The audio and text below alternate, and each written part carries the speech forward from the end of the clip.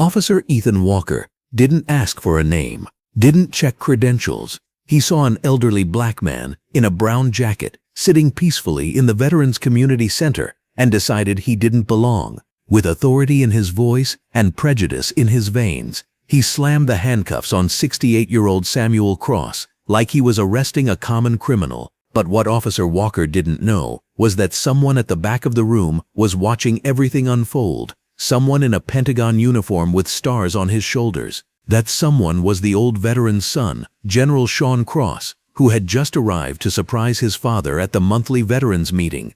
Which state are you from? Have you ever witnessed someone's service and sacrifice dismissed simply because of the color of their skin? What would you do if you saw your own father being treated like a criminal for existing in a space he helped defend?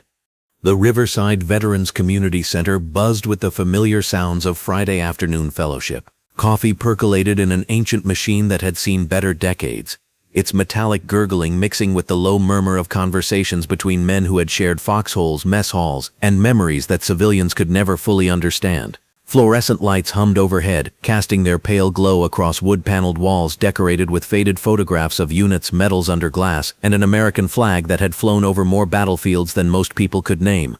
Samuel Cross sat in his usual spot, third row, center seat, wearing the brown leather jacket that had become his signature over the past 20 years of attending these gatherings. The jacket wasn't expensive, wasn't fashionable, but it was his armor against a world that had grown increasingly hostile toward men who looked like him. At 68, Samuel carried himself with the quiet dignity of someone who had learned that respect was earned in trenches and lost in peacetime prejudice. His weathered hands, scarred from shrapnel that had found its mark in the jungles of Vietnam, rested calmly on his knees as he listened to Tom Morrison recount a story about their unit's last patrol near Da Nang. Samuel's eyes, still sharp despite the gray that had claimed his hair and beard, crinkled at the corners when Tom reached the part about the monkey that had stolen their sea rations. It was a story Samuel had heard a dozen times before, but repetition was the currency of camaraderie among old soldiers. The room held about 30 men that afternoon, ranging from Korean War veterans in their 90s to younger faces who carried the invisible wounds of Iraq and Afghanistan. Samuel knew most of their names, their service records, their struggles with transitioning back to civilian life. They knew his two tours in Vietnam, Bronze Star with V device for valor, Purple Heart for wounds that still ached when it rained. But more than his decorations, they knew his character. Samuel Cross was the kind of man who arrived early to help set up chairs and stayed late to clean coffee cups. He donated his disability check to families struggling with PTSD and never spoke about his own nightmares. The monthly meetings weren't just social gatherings, they were lifelines. In this room, Samuel wasn't just another elderly black man that society had written off. He was Sergeant Cross, the soldier who had carried 3 wounded men to safety under enemy fire. The veteran whose courage had saved lives when courage was the only currency that mattered. Outside in the parking lot, Officer Ethan Walker sat in his patrol car, watching the community center with the kind of suspicious attention that had become his trademark over 12 years of law enforcement. Walker was 34 years old, built like a linebacker, who had never quite made it to college ball, with a buzz cut that made his head look like a battering ram, and eyes that saw threats where others saw neighbors. He had received a call about suspicious activity at the Veterans Center, a report that had come from Mrs. Henderson, an elderly white woman whose weekly phone calls to the police had become such a routine that dispatchers had created a special code for her complaints. Today's concern was too many cars in the parking lot and people loitering who don't look like they belong. Walker had driven over, not because he believed there was any real problem, but because writing up a few trespassing citations would boost his monthly statistics. The department had been pushing officers to increase their community engagement numbers, and Walker had learned that the easiest way to hit those targets was to find reasons to hassle people who wouldn't fight back. As he observed the building, Walker's prejudices began their familiar calculus. The center was supposed to serve veterans, but Walker's definition of what a veteran looked like had been shaped by movies and mythology rather than reality. In his mind, real veterans were white, working-class men who drove pickup trucks and displayed Confederate flags. The increasing diversity he witnessed at the center Black faces, Latino faces, faces that didn't match his preconceptions, struck him as evidence of some kind of fraud or infiltration.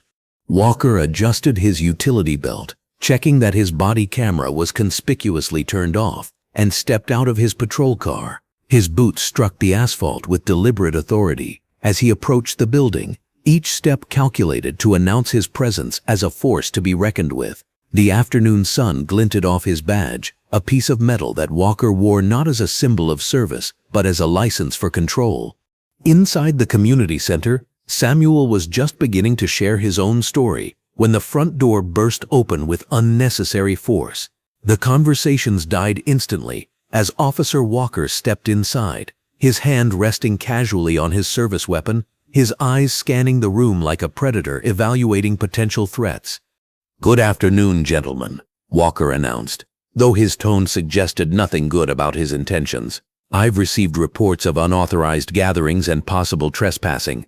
I'm going to need to see some identification and verify that everyone here has legitimate business in this facility." The request was absurd, and everyone in the room knew it.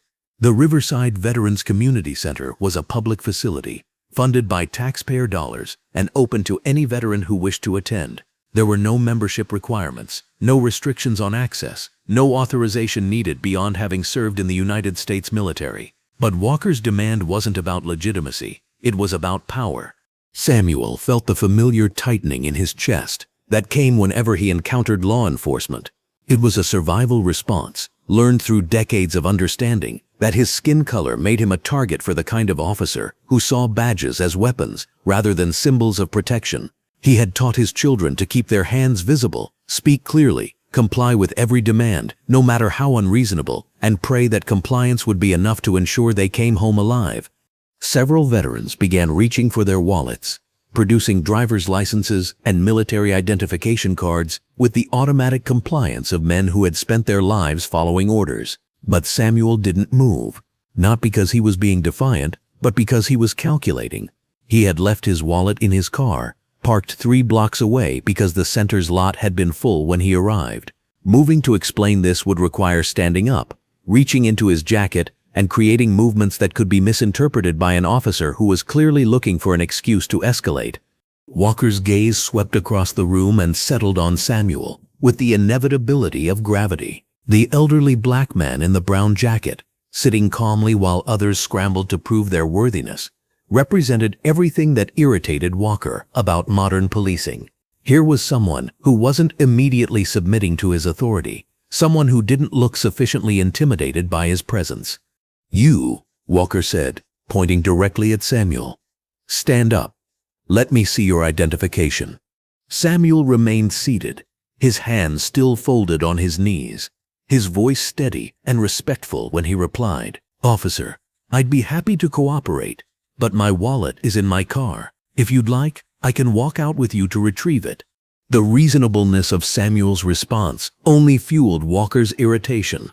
He had been hoping for resistance, for any excuse to demonstrate his authority in front of this room full of men who carried themselves with the confidence of people who had faced real danger. Walker stepped closer, his boots echoing in the suddenly silent room. "I said stand up. Now." Samuel rose slowly, his movements deliberate and non-threatening. At 68, arthritis had claimed some of his mobility, and the simple act of standing required a moment to allow his joints to cooperate. But Walker interpreted the careful movement as insolence, as an elderly black man who thought he could move at his own pace when a police officer had given him a direct order. "Hands behind your back," Walker commanded, reaching for his handcuffs. "Officer, what am I being arrested for?" Samuel asked, his voice still calm despite the adrenaline now flooding his system. "Trespassing, failure to comply with lawful orders, and suspicious behavior," Walker replied, though he knew none of these charges would survive legal scrutiny. He wasn't planning for the charges to stick. He was planning to send a message. The handcuffs clicked around Samuel's wrists with a sound that cut through the community center like a blade. The metal was cold against his skin, tight enough to restrict circulation, applied with the kind of unnecessary force that Walker used to establish dominance. Around the room, 30 veterans watched in stunned silence as one of their own was arrested for the crime of existing while black in a space meant for heroes like him. Tom Morrison, who had been telling stories just minutes earlier, stepped forward with his hands raised in a peaceful gesture. "Officer, there's been a misunderstanding. Sam's been coming here for 20 years. He's a decorated combat veteran. There's no need for—" "Step back," Walker snapped, his hand moving to his weapon. "Unless you want to join him in the back of my patrol car." Tom retreated, not out of cowardice, but out of the wisdom that comes from understanding that sometimes the best way to help a friend is to live to testify for him later. Around the room, other veterans pulled out cell phones, beginning to record what they were witnessing, documenting what they hoped would be evidence rather than a memorial. Samuel stood quietly in his handcuffs, maintaining the dignity that had carried him through combat and civilian life. He had survived enemy fire in Southeast Asia. He would survive this humiliation in a community center named for heroes. The brown leather jacket that had been his armor hung loosely around his shoulders now, unable to protect him from the kind of violence that came with badges and immunity. Walker grabbed Samuel's arm, just above the elbow, his fingers digging into the old soldier's flesh with unnecessary force. "Let's go, Grandpa. Time to teach you some respect." At that exact moment, the rear door of the community center opened. General Sean Cross stepped inside, his presence immediately commanding attention even before anyone noticed the stars on his shoulders. At 45, Sean carried himself with the bearing of someone who had earned authority through competence rather than inherited it through connection. His dress uniform was immaculate, the ribbon rack on his chest telling the story of a career spent in the most challenging assignments the Pentagon had to offer. Sean had driven straight from Dulles Airport, still wearing his dress blues from a briefing with the Joint Chiefs of Staff. He had planned to surprise his father at the veterans meeting, to spend a few hours among the men who had shaped his understanding of service and sacrifice.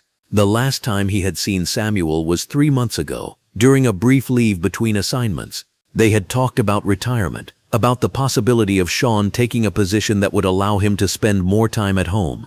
The scene that greeted Sean as he entered the community center was not the warm reunion he had envisioned. Instead, he saw his father, his hero, his moral compass, the man who had taught him that character was measured not by the uniform you wore, but by the principles you lived, standing in handcuffs while a police officer prepared to drag him away like a common criminal. The recognition was instant and devastating.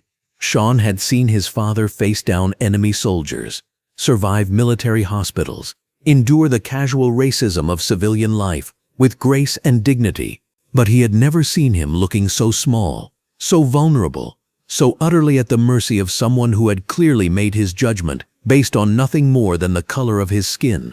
For a moment that stretched like eternity, father and son locked eyes across the community center. Samuel's expression was one of quiet resignation mixed with embarrassment, not shame at his own actions, but shame that his son was witnessing him being treated like this. Sean's face showed a progression of emotions in rapid succession: confusion, recognition, disbelief, and finally, a cold fury that made his jaw clench and his hands form fists at his sides. Officer Walker, oblivious to the drama unfolding behind him, continued his power trip. "I don't know what you people think this is," he said, loud enough for the entire room to hear, "but this isn't some social club where you can hang out and cause problems. This is a facility for real veterans, and I'm going to make sure it stays that way." The irony of his statement, delivered while arresting a decorated combat veteran in front of his son, a Pentagon general, would have been laughable if the situation weren't so grave. Sean took 3 measured steps forward, his military bearing causing conversations to die and heads to turn. The insignia on his uniform became visible to those nearest to him first, the stars of a general officer, the ribbons indicating combat service, special operations assignments, and commendations that most officers spent entire careers hoping to earn once. "Officer," Sean said, his voice carrying the kind of authority that made subordinates stand straighter and superiors pay attention, "I'm going to need you to release that man immediately." Walker turned around, ready to add another arrest to his afternoon's work, but stopped short when he saw the uniform, The stars. The kind of presence that radiated command authority, even in civilian settings. For the first time since entering the community center, Walker found himself looking up at someone rather than down. "Sir, this doesn't concern you," Walker stammered, though his voice had already lost most of its earlier confidence. "I'm conducting official police business." "That man," Sean said, pointing to his father while keeping his eyes locked on Walker, "is Sergeant Samuel Cross, Bronze Star recipient, Purple Heart recipient, 2 tours of combat in Vietnam. He's also my father. And you're going to explain to me exactly why you think arresting him serves any legitimate law enforcement purpose." The silence in the community center was absolute. Even the coffee machine seemed to have stopped percolating, as if the entire building was holding its breath to see what would happen next. Walker looked from the general to the elderly man in handcuffs and back again, his mind struggling to process the reality that he had just arrested the father of a Pentagon officer in front of 30 witnesses. Samuel stood quietly throughout the exchange, his dignity intact despite the handcuffs, watching his son handle the situation with the same grace and authority that had earned him his stars. Pride swelled in his chest. Not pride at being rescued, but pride at seeing the man his son had become, the leader who could command respect through presence rather than force. The other veterans in the room began to murmur among themselves, recognizing the shift in power dynamics that had just occurred. Cell phone cameras that had been recording Walker's abuse were now capturing something far more significant, the moment when real authority confronted false authority, when earned respect met manufactured power. Walker's hands trembled slightly as he reached for his radio, unsure whether to call for backup, call his supervisor, or simply disappear and hope the entire incident would be forgotten. But he was about to learn that some moments couldn't be undone, some words couldn't be taken back, and some actions created consequences that rippled far beyond the immediate circumstances. The afternoon sun, streaming through the community center windows, seemed to grow brighter, as if even nature wanted to illuminate what was about to unfold. In the space of a few heartbeats, a routine veterans meeting had become the stage for a confrontation that would challenge everything about power, prejudice, and the price of wearing a uniform. Whether that uniform was brown leather, police blue, or military dress. General Sean Cross stood face to face with Officer Ethan Walker, and the entire room understood that justice was about to be served. Officer Ethan Walker's hand shook as he stared at the stars on General Sean Cross's uniform. 4 silver stars that carried more weight than every badge in the precinct combined. The realization hit him like a freight train.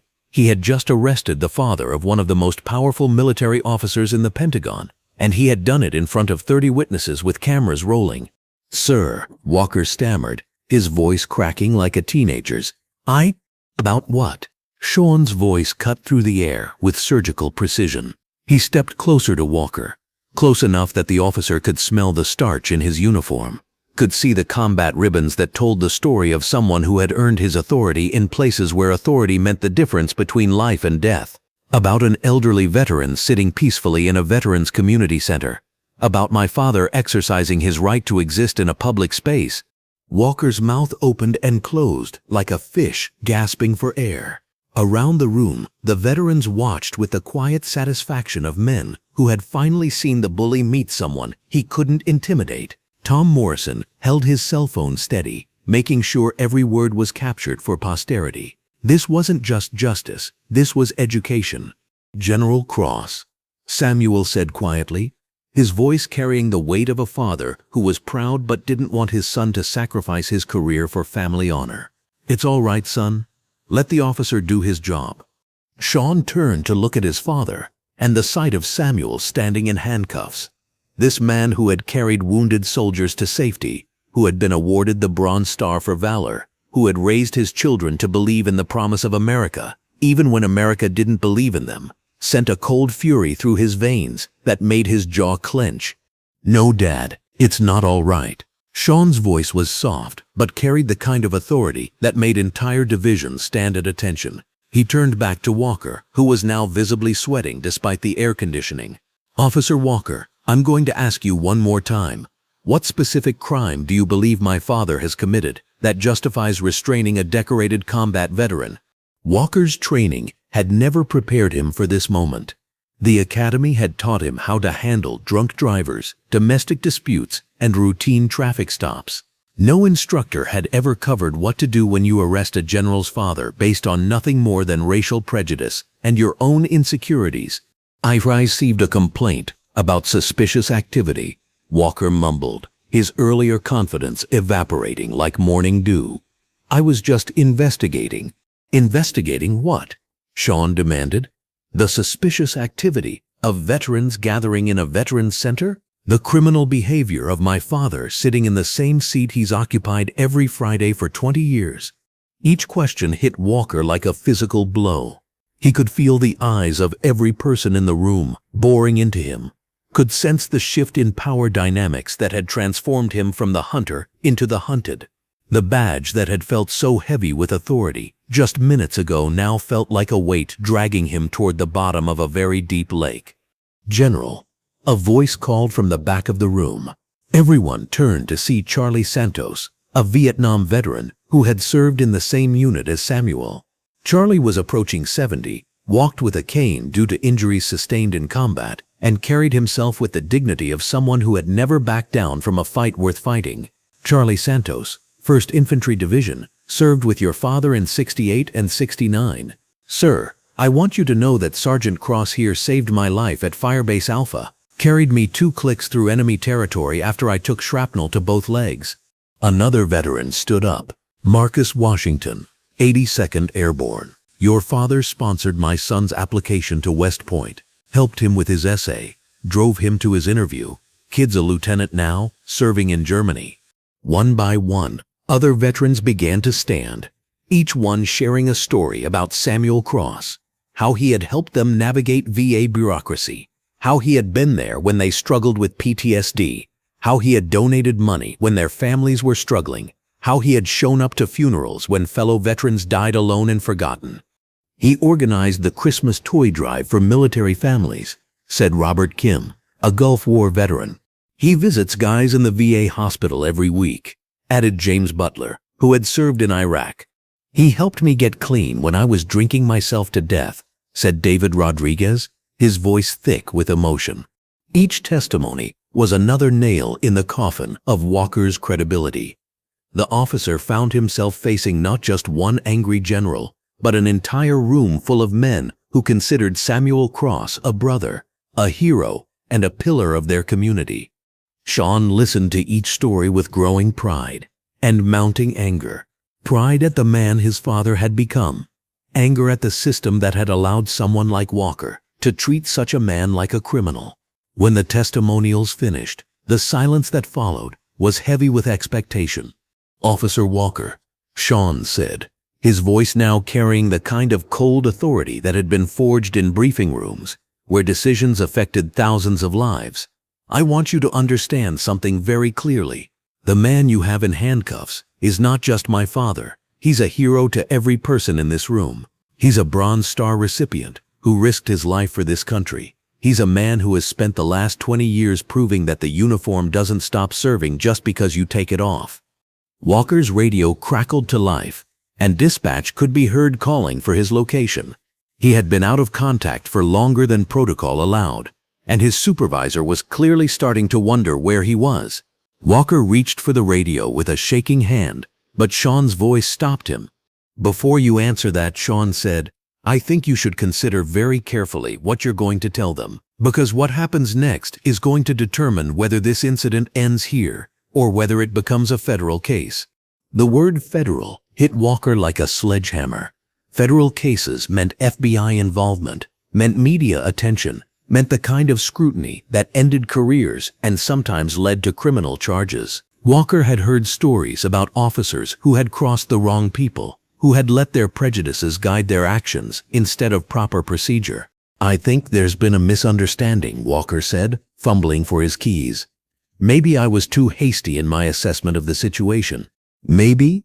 Sean's eyebrows raised slightly, a gesture that somehow managed to convey both amusement and threat. "Officer Walker, let me explain something to you about leadership. Real leadership isn't about intimidating people who can't fight back. It's about taking responsibility for your actions, especially when those actions are wrong. Walker's hands shook as he unlocked the handcuffs around Samuel's wrists. The metal fell away, leaving red marks on the elderly man's skin where they had been applied too tightly. Samuel rubbed his wrists quietly, his dignity intact despite the humiliation he had endured. "Dad, are you hurt?" Sean asked, his voice softening with concern as he examined his father's wrists. "I'm fine, son," Samuel replied, though his voice carried the weariness of a man who had endured this kind of treatment too many times in his life. "Just another day in America for someone who looks like me." The simple statement hit the room like a bomb. Here was a man who had bled for his country, who had been awarded medals for valor, who had spent decades serving his community, and he was speaking about harassment and humiliation as routine experiences. The tragedy of that reality was not lost on anyone present, least of all on General Sean Cross. Walker stood awkwardly, unsure of what to do with his hands, unsure of what to say that could possibly repair the damage he had done. His radio crackled again, more insistent this time. "Unit 47, respond to your location. Supervisor, requesting immediate status update." Walker looked at the radio, then at Sean, then at Samuel, as if hoping one of them would tell him what to say. The silence stretched uncomfortably until Sean finally spoke. "Answer it," he said. "But Officer Walker, I want you to understand that what you say next will determine how this situation proceeds. You can tell the truth about what happened here, or you can try to cover it up. But understand that whatever you choose, there are 30 witnesses with video evidence, and I have both the authority and the obligation to ensure that justice is served." Walker picked up his radio with trembling fingers. "Unit 47, to dispatch." "Unit 47, what's your status? You've been out of contact for over 20 minutes.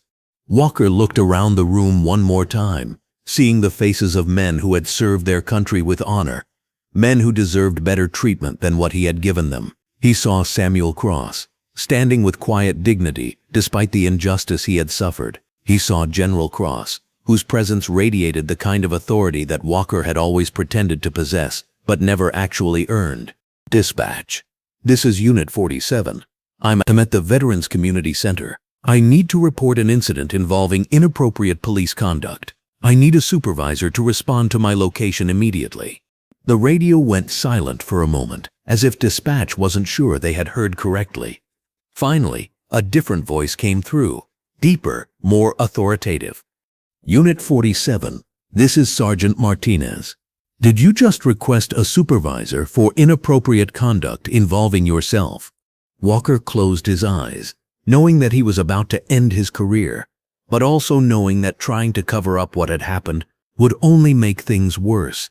With 30 witnesses and video evidence, the truth was going to come out regardless of what he said. "That's affirmative, Sergeant.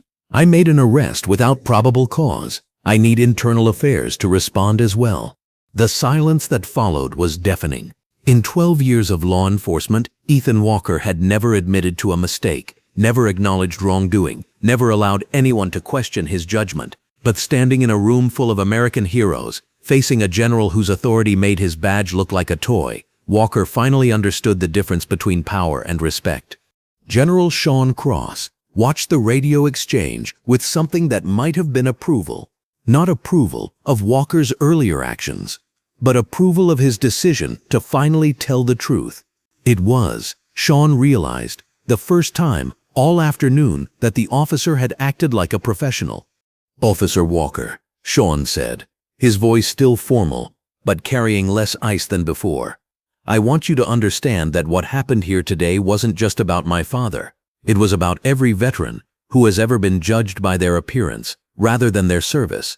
It was about every person who has been targeted because someone with a badge decided they didn't belong somewhere."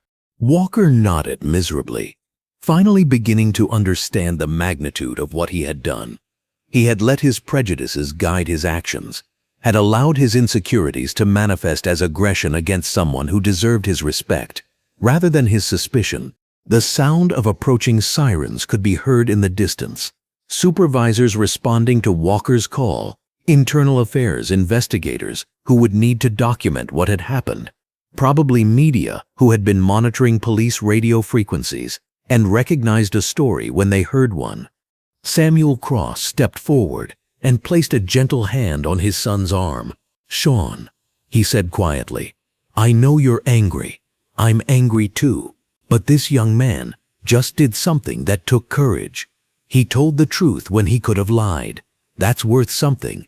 Sean looked at his father with amazement. Even after being humiliated, even after being handcuffed and treated like a criminal, Samuel Cross was still looking for the good in people, still believing in redemption and second chances. "You're a better man than I am, Dad," Sean said softly. "No, son," Samuel replied, his voice filled with pride as he looked at the general his boy had become. "I'm just an older one. You'll understand someday that holding on to anger is like carrying extra weight on a long march. Sometimes you have to set it down to keep moving forward." The first police car pulled into the parking lot, followed quickly by two more. Through the windows of the community center, the veterans could see officers stepping out, supervisors who were clearly unhappy about being called to clean up a mess that should never have been made. Officer Ethan Walker straightened his uniform and walked toward the door to meet them, knowing that he was about to face the consequences of his actions. For the first time in his career, those consequences felt appropriate rather than unfair. As Walker reached for the door handle, he turned back to look at Samuel Cross one more time. "Sir," he said, his voice barely above a whisper, "I'm sorry. That doesn't fix what I did, but I needed you to know that I understand I was wrong." Samuel nodded once, a gesture that carried more forgiveness than Walker deserved, but exactly the amount that Samuel's character demanded he give. The door opened, and the afternoon sun streamed in as Walker stepped outside to face his supervisors, his future, and the consequences of letting prejudice guide his badge. Behind him, in the Veterans Community Center, 30 American heroes gathered around one of their own, and a son embraced his father with the pride and love that no uniform, no matter how corrupt, could ever diminish. Sergeant Martinez stepped out of his patrol car with the heavy gait of a man who had seen enough police misconduct to fill several careers. At 52, he had supervised hundreds of officers, investigated dozens of complaints, and developed an instinct for distinguishing between honest mistakes and willful wrongdoing. What he was hearing over the radio about Officer Ethan Walker sounded like the latter. As Martinez approached the Veterans Community Center, he could see Walker standing outside, shoulders slumped in the posture of someone who had finally realized the magnitude of his error. Behind him, through the building's windows, Martinez could see a room full of elderly men in various military attire, and prominently among them, a figure in dress blues with stars on his shoulders. "Walker," Martinez called out, his voice carrying the authority of 25 years in law enforcement. "Start talking, and start with the truth." Inside the community center, General Sean Cross sat beside his father on folding chairs that had probably been donated by someone's church in the night. The adrenaline of the confrontation was beginning to fade, replaced by the complex emotions that came from seeing your hero reduced to just another victim of systemic prejudice. "Tell me about Firebase Alpha," Sean said quietly, placing a hand on his father's shoulder. It was a story he had heard fragments of over the years, but Samuel had never been one to dwell on his war experiences, especially the painful ones. Samuel was quiet for a long moment, his weathered hands smoothing the brown leather of his jacket. The other veterans in the room had given them space, understanding that this was a conversation between father and son that had been 20 years in the making. "Alpha was just a name on a map," Samuel began, his voice carrying the distant tone of someone reaching back through decades of memory. "A piece of high ground that somebody in Saigon decided was strategically important. We were supposed to hold it for 72 hours while intelligence gathered data on enemy movements in the valley below." Samuel's eyes focused on something beyond the walls of the community center, seeing jungles and firebase perimeters that existed now only in the memories of the men who had survived them. "Charlie Santos was on my squad. Good soldier, never complained, always volunteered for the dangerous assignments. We'd been taking sporadic fire all morning, Nothing concentrated, just enough to keep us honest. Then around 1400 hours, all hell broke loose.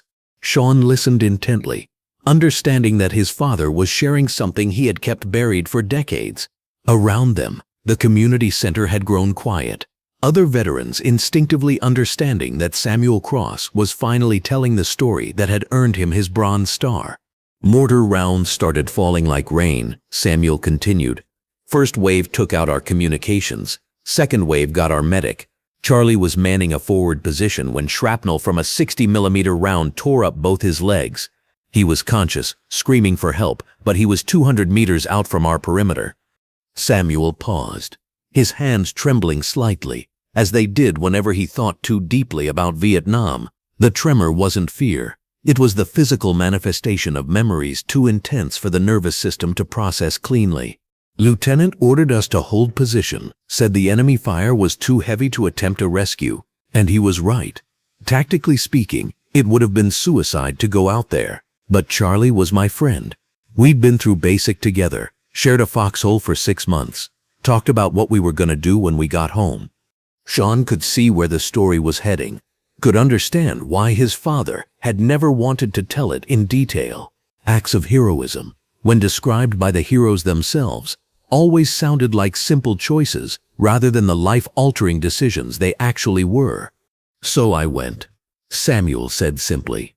Left my position, low-crawled through 200 meters of enemy fire, and reached Charlie's position. He was losing blood fast, going into shock. I got a tourniquet on his legs, gave him morphine from my kit, and started dragging him back. 200 meters, Sean repeated, understanding the mathematics of courage. Under fire. Took me 43 minutes, Samuel replied.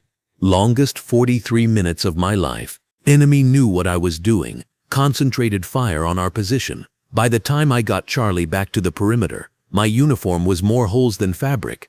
Samuel looked at his son, seeing in Sean's face the mixture of pride and disbelief that civilians always showed when confronted with the reality of what soldiers sometimes did for each other. Why? Sean asked. Why risk everything for one man? Samuel smiled, the first genuine smile he had shown since Officer Walker had entered the community center. Because that's what soldiers do, son. We don't leave our people behind. Doesn't matter if command thinks it's tactically sound or not. Doesn't matter if the odds are against us. When one of our own is in trouble, we go. The parallel to what had just happened with Walker was not lost on either of them. Samuel had been in trouble, surrounded by people who couldn't or wouldn't help him. And his son had gone to get him, just like he had gone to get Charlie Santos 40 years earlier. Charlie still lives here in town, Samuel added. Comes to these meetings every Friday. Lost both legs below the knee, but he got married, raised 3 kids, became a teacher. Good life. Makes the 43 minutes seem worth it. Sean looked around the room, seeing Charlie Santos in a new light. The elderly man with the cane, who had been the first to stand up and defend Samuel, was the same soldier his father had risked everything to save decades earlier. The circle of loyalty and sacrifice that connected these men was something Walker had tried to break with handcuffs and prejudice, not understanding that it had been forged in places where such bonds were literally matters of life and death. And after the war? Sean asked. Samuel's expression grew complicated, the way it always did when he talked about coming home from Vietnam. After the war was difficult. You were just a baby then, so you don't remember. But coming home to America in 1970 wasn't the homecoming any of us expected. The pain in his father's voice made Sean understand that the battles hadn't ended when Samuel left the jungle. In many ways, they had just begun. I came back to a country that didn't want to acknowledge what we had done, didn't want to hear about our service, didn't want to be reminded that they had sent us to fight a war they were no longer sure they believed in. And for black veterans like me, it was even more complicated. Samuel stood up and walked to the window, looking out at the parking lot, where Officer Walker was still being questioned by his supervisors. I fought for America in Vietnam, came home to an America that still wasn't sure I deserved equal treatment, couldn't get a job because employers saw the uniform as a liability, couldn't get a loan because banks saw my skin color as a risk, Couldn't even sit in some restaurants without being told I wasn't welcome. The bitterness in Samuel's voice was something Sean had rarely heard from his father, a man who had always preached forgiveness and moving forward rather than dwelling on past injustices. "But you never gave up," Sean said. "No," Samuel replied. "I never gave up because I learned something in Vietnam that I carried with me every day after. I learned that character isn't about what happens to you, it's about how you respond to what happens to you." Walker out there, he let his character be defined by fear and prejudice. I decided my character would be defined by service and perseverance. Samuel returned to his seat, his expression softening as he looked at his son.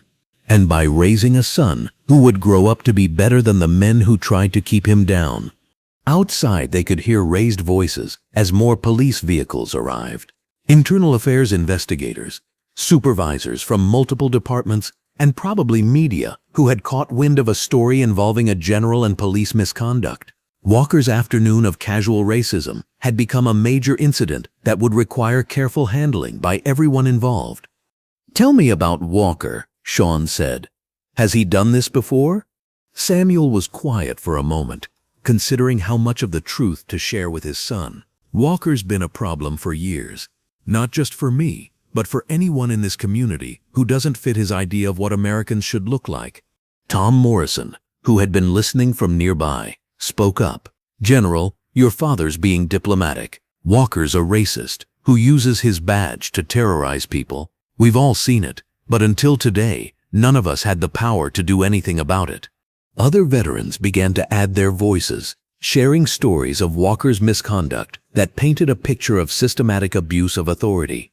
"Pulled over my grandson for driving suspiciously in his own neighborhood," said Marcus Washington. "Harassed my wife when she was getting groceries. Said she looked like someone who had shoplifted," added James Butler. "Arrested my nephew for loitering while he was waiting for the bus," said Robert Kim. Each story was another piece of evidence that Walker's treatment of Samuel hadn't been an isolated incident, but part of a pattern of behavior that had been allowed to continue because his victims lacked the power to fight back effectively. "The department knows," said Charlie Santos, his voice heavy with frustration. "We've filed complaints, documented incidents, tried to work through official channels, but Walker's got connections, friends in the right places, and his victims are usually people the system doesn't prioritize protecting." Sean listened to each story with growing anger, understanding that his father's arrest was just the visible tip of an iceberg of misconduct that had been destroying lives and communities for years. The difference today was that Walker had finally chosen the wrong victim, someone whose son had the authority and platform to ensure the story couldn't be buried. "Dad," Sean said quietly, "why didn't you ever tell me about this? I could have made some calls, applied some pressure." Samuel looked at his son with the expression of a parent who had spent decades protecting his children from harsh realities they weren't yet ready to handle. "Because, son, you had your own battles to fight. You were building a career, proving yourself in an institution that didn't always welcome people who looked like us. I didn't want my problems to become your problems."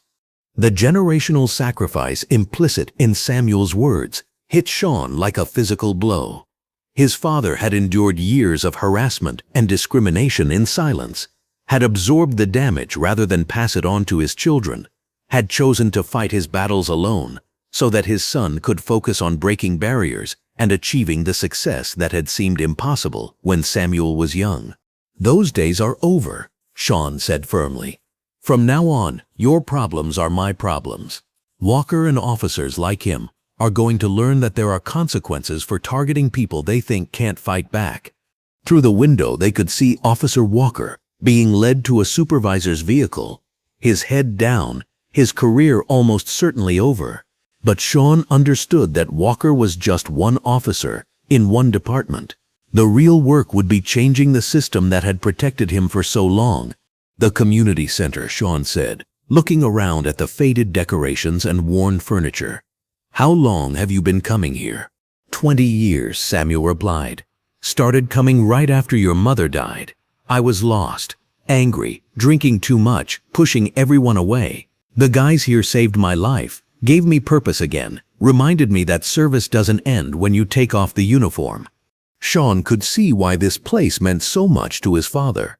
It wasn't just a building, it was a sanctuary where men who had given everything to their country could find community, understanding, and the respect that civilian society too often denied them.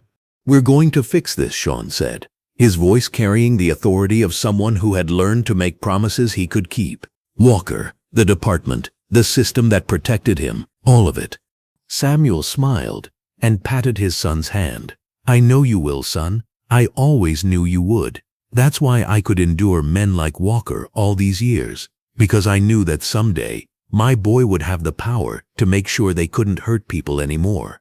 Outside, the investigation was just beginning. Inside the Veterans Community Center, a father and son sat together, planning the kind of justice that would honor not just their family, but every person who had ever been failed by a system that was supposed to protect them. The afternoon sun was beginning to set, casting long shadows across the room where American heroes gathered every Friday to remember their service and support each other through the challenges of civilian life. Today had been different. Today one of their own had been targeted, and someone with the power to fight back had been there to witness it. The real battle was just beginning. General Sean Cross sat in his rental car outside the Riverside Police Department at 0600 hours the following morning, watching officers begin their shift change with the methodical observation skills that had been honed through decades of military intelligence work. He had spent the night in a local hotel, making secure phone calls to contacts throughout the Pentagon, FBI, and Department of Justice. By dawn, he had assembled a picture of Officer Ethan Walker's career that was even worse than he had imagined. The manila folder on his passenger seat contained documents that most civilians would never see. Federal background checks, cross-referenced incident reports, and confidential assessments that painted a portrait of systematic abuse under the protection of institutional indifference. Walker wasn't just a racist cop. He was a symptom of a diseased system that had been allowed to metastasize for over a decade. Sean's secure satellite phone buzzed with an encrypted message from Colonel Rebecca Martinez, his aide-de-camp at the Pentagon. FBI liaison confirms Walker flagged in domestic terrorism database. Multiple complaints from civil rights organizations. Full federal profile attached. Recommend immediate DOJ notification. Sean opened the encrypted file on his military-issued tablet, scrolling through a comprehensive dossier that made his jaw clench with controlled fury. Walker's misconduct wasn't limited to harassment of minorities. It included association with white supremacist online forums, participation in rallies that the FBI had been monitoring, and documented use of excessive force that followed clear racial patterns. The most damning evidence was a series of text messages between Walker and other officers that had been obtained through a federal investigation into police corruption in a neighboring county. The messages revealed a casual brutality and deep-seated racism that went far beyond individual prejudice into the realm of organized hate. These people need to learn their place. Walker had written to Officer Dale Morrison after arresting a black teenager for jaywalking. "Maybe some jail time will teach him respect for authority." Morrison had replied. "Authority and the superior race," Walker had responded, followed by a series of emojis that left no doubt about his ideological leanings. Sean forwarded the entire file to FBI Special Agent Patricia Williams, a contact from his Pentagon days who specialized in civil rights violations. Within minutes, his phone rang. "General Cross, this is Agent Williams.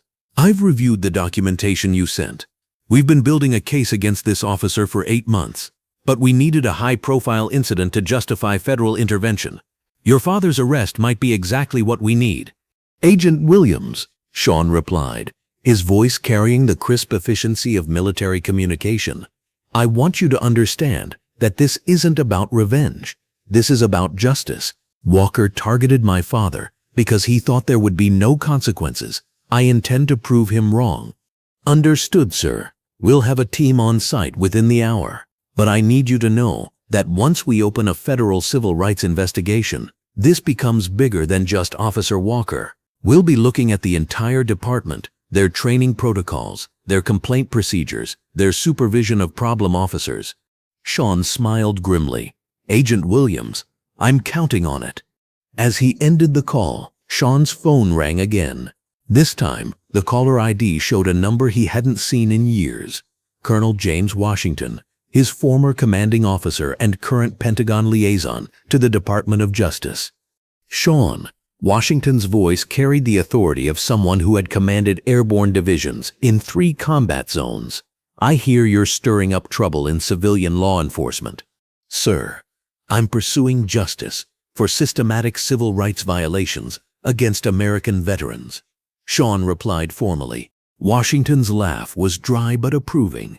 Son, you don't need to give me the official line. I know what happened to your father. I also know that you've got half the Pentagon and 3 federal agencies looking into 1 small-town police department. Either you've lost your mind or this Walker character is worse than we initially thought. The latter, sir. Walker's not just a bad cop. He's a domestic terrorist with a badge. The documentation I've compiled shows patterns of behavior that constitute federal crimes under the Civil Rights Act. Send me everything, Washington ordered. I'm briefing the Joint Chiefs this afternoon on domestic threats to military families. Your case just became Exhibit A. Sean spent the next hour organizing the evidence into a comprehensive briefing package. Walker's text messages, incident reports, complaint records, and witness statements formed a devastating picture of institutional failure. But the most powerful evidence was yet to come. At 0800 hours, Samuel Cross arrived at the police station to provide his formal statement. Sean watched his father walk up the steps with the same dignity he had shown the previous day, wearing his brown leather jacket like armor against a hostile world. Other veterans had come to support him. Charlie Santos with his cane, Tom Morrison with his camera, Marcus Washington carrying a folder full of additional complaints against Walker. Inside the station, Lieutenant Maria Santos, no relation to Charlie, was conducting the internal affairs investigation with the thoroughness of someone who understood that federal agencies were watching every move. Lieutenant Santos had been a police officer for 15 years, working her way up through a department that had too often protected officers like Walker, rather than the communities they were supposed to serve. Sergeant Cross, Lieutenant Santos began, her voice respectful but professional. I want you to understand that this investigation is being conducted with complete transparency. We have federal observers present, and everything you say will be documented for potential criminal prosecution. Samuel nodded, his hands folded calmly in his lap. Lieutenant, I appreciate your thoroughness, but I want you to know that I'm not here for revenge. I'm here because Officer Walker's behavior represents a pattern of misconduct that has been damaging this community for years. Can you describe that pattern? Santos asked. For the next 2 hours, Samuel provided testimony that was devastating in its quiet precision. He described years of harassment, documented incidents that had never been properly investigated, and a culture of impunity that had allowed Walker to target vulnerable citizens without consequence. Officer Walker didn't arrest me because he thought I was committing a crime, Samuel said. He arrested me because he saw an elderly black man in a space he thought I didn't belong, and he believed his badge gave him the right to act on his prejudices. Outside the station, federal agents were conducting their own investigation. Agent Williams had arrived with a team of specialists who were examining Walker's computer, his locker, his patrol car, and his personnel files. What they found was even worse than the initial intelligence had suggested. Walker's computer contained hundreds of files related to white supremacist ideology, including training materials for intimidating minorities, legal strategies for avoiding accountability, and communications with other officers who shared his beliefs. His locker contained unofficial patches and stickers with racist symbols that would have been grounds for immediate termination if discovered by honest supervisors. Most damning of all was Walker's patrol car's dash camera system. The officer had been disabling the device for months, but the hard drive contained fragments of deleted footage that showed clear patterns of racially motivated stops, searches, and arrests. Agent Williams called Sean with a preliminary report. General, we've got enough evidence to file federal charges against Walker and at least 3 other officers in his unit, but the department's administration is going to be a bigger problem. They knew about Walker's behavior and chose to protect him rather than investigate. "What's the timeline for formal charges?" Sean asked. "Federal grand jury convenes next week. We'll have indictments within 10 days. But sir, I need to warn you, this is going to get ugly. Walker's got friends in the police union, connections in local government, and a legal team that specializes in defending problematic officers." Sean's response was measured but firm. "Agent Williams, Walker made two critical mistakes. First, he targeted a decorated combat veteran who devoted his life to serving this country.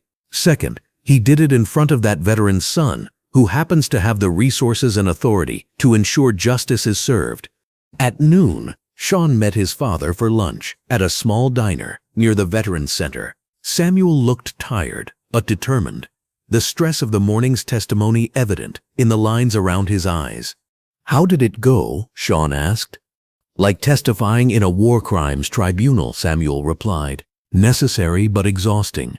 Lieutenant Santos seems honest, but I could see the weight of what she's uncovering. Walker's misconduct goes back years, and the department's protection of him implicates people all the way up the chain of command." Sean showed his father the federal investigation documents explaining the scope of what was being uncovered. Samuel read through the files with the careful attention of someone who understood that paperwork could be as powerful as weapons in the right hands. "Son," Samuel said finally, "this is bigger than just getting justice for me. This is about fixing a system that's been broken for decades." "I know, Dad.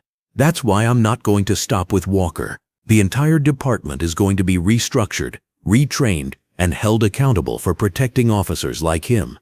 Samuel smiled with pride at his son's determination, but also with concern for the battles ahead. "Be careful, Sean. You're taking on powerful people who have a lot to lose. They're going to fight back." "Let them," Sean replied. "I've faced down terrorists in 3 countries and corruption in 2 federal agencies. A small-town police department doesn't scare me." That afternoon, Sean received a call from the mayor's office requesting a meeting. Mayor Jennifer Hayes had been in office for 6 years, running on a platform of community safety and police accountability that had proven to be mostly rhetoric until now. The meeting took place in the mayor's conference room, with Hayes, Police Chief Robert Davidson, and the city attorney present. Sean arrived in his dress uniform, the ribbons and stars, making it clear that this wasn't just an angry family member, but a high-ranking federal official with the authority to make their lives very complicated. "General Cross," Mayor Hayes began, "we want you to know that the city takes yesterday's incident very seriously. Officer Walker has been suspended pending investigation, and we're committed to ensuring that justice is served." "Madam Mayor," Sean replied, "I appreciate your concern, but suspension isn't sufficient. Officer Walker committed federal crimes, and the department's protection of his misconduct over the years suggests institutional problems that require federal intervention."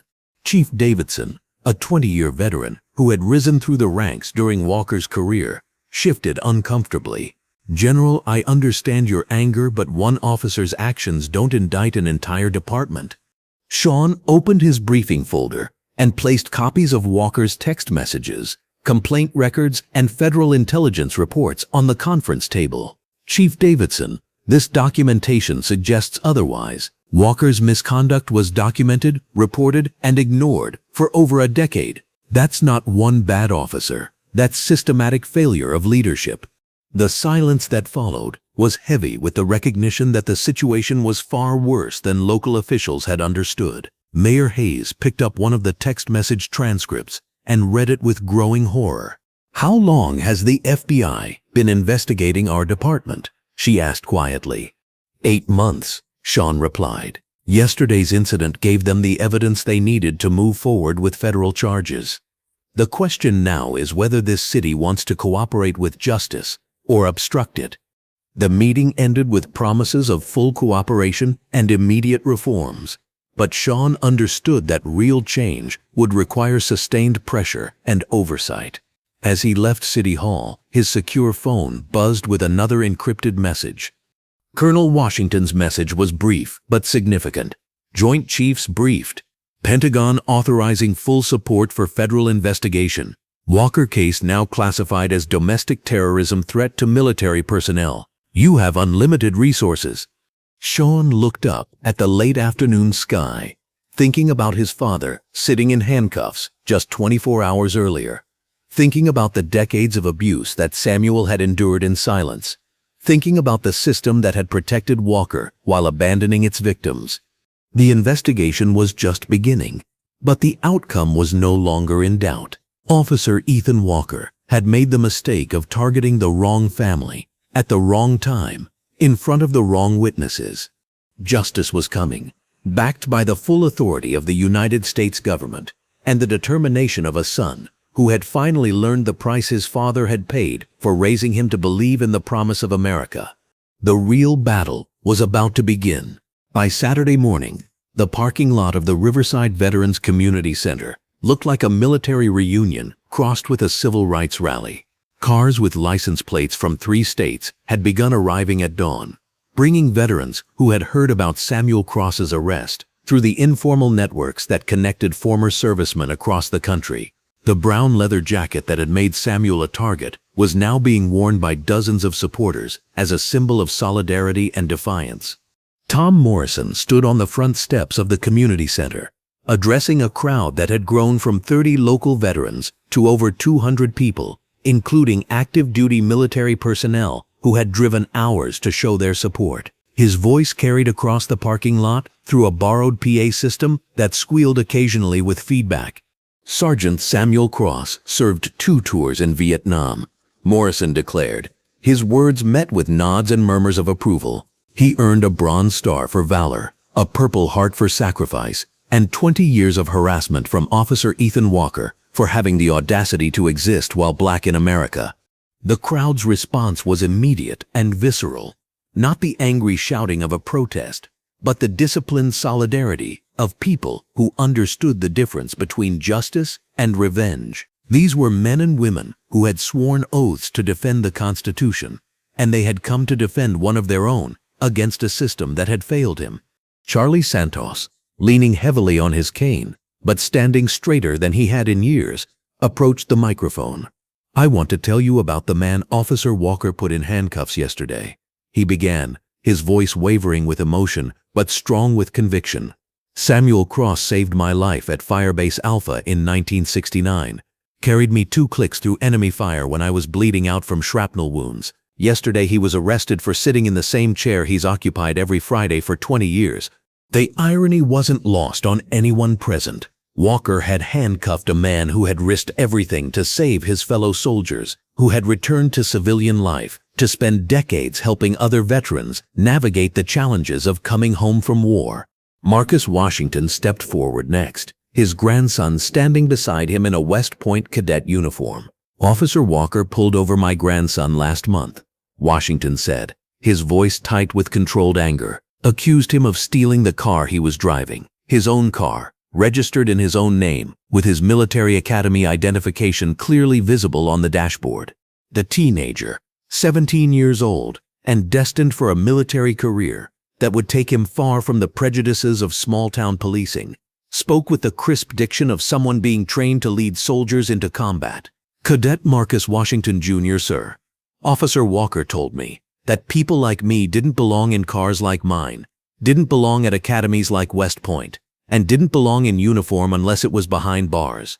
The crowd's reaction was immediate and unified.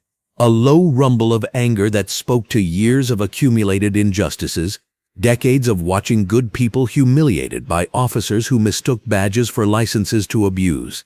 James Butler, the Iraq War veteran, whose nephew had been arrested for loitering while waiting for a bus, produced a manila folder thick with documentation.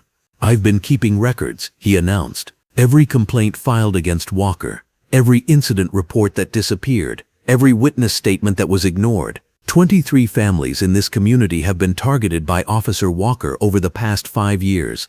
Butler opened the folder and began reading names and incidents, each one another piece of evidence that Walker's arrest of Samuel Cross hadn't been an isolated incident of poor judgment, but part of a systematic campaign of racial intimidation.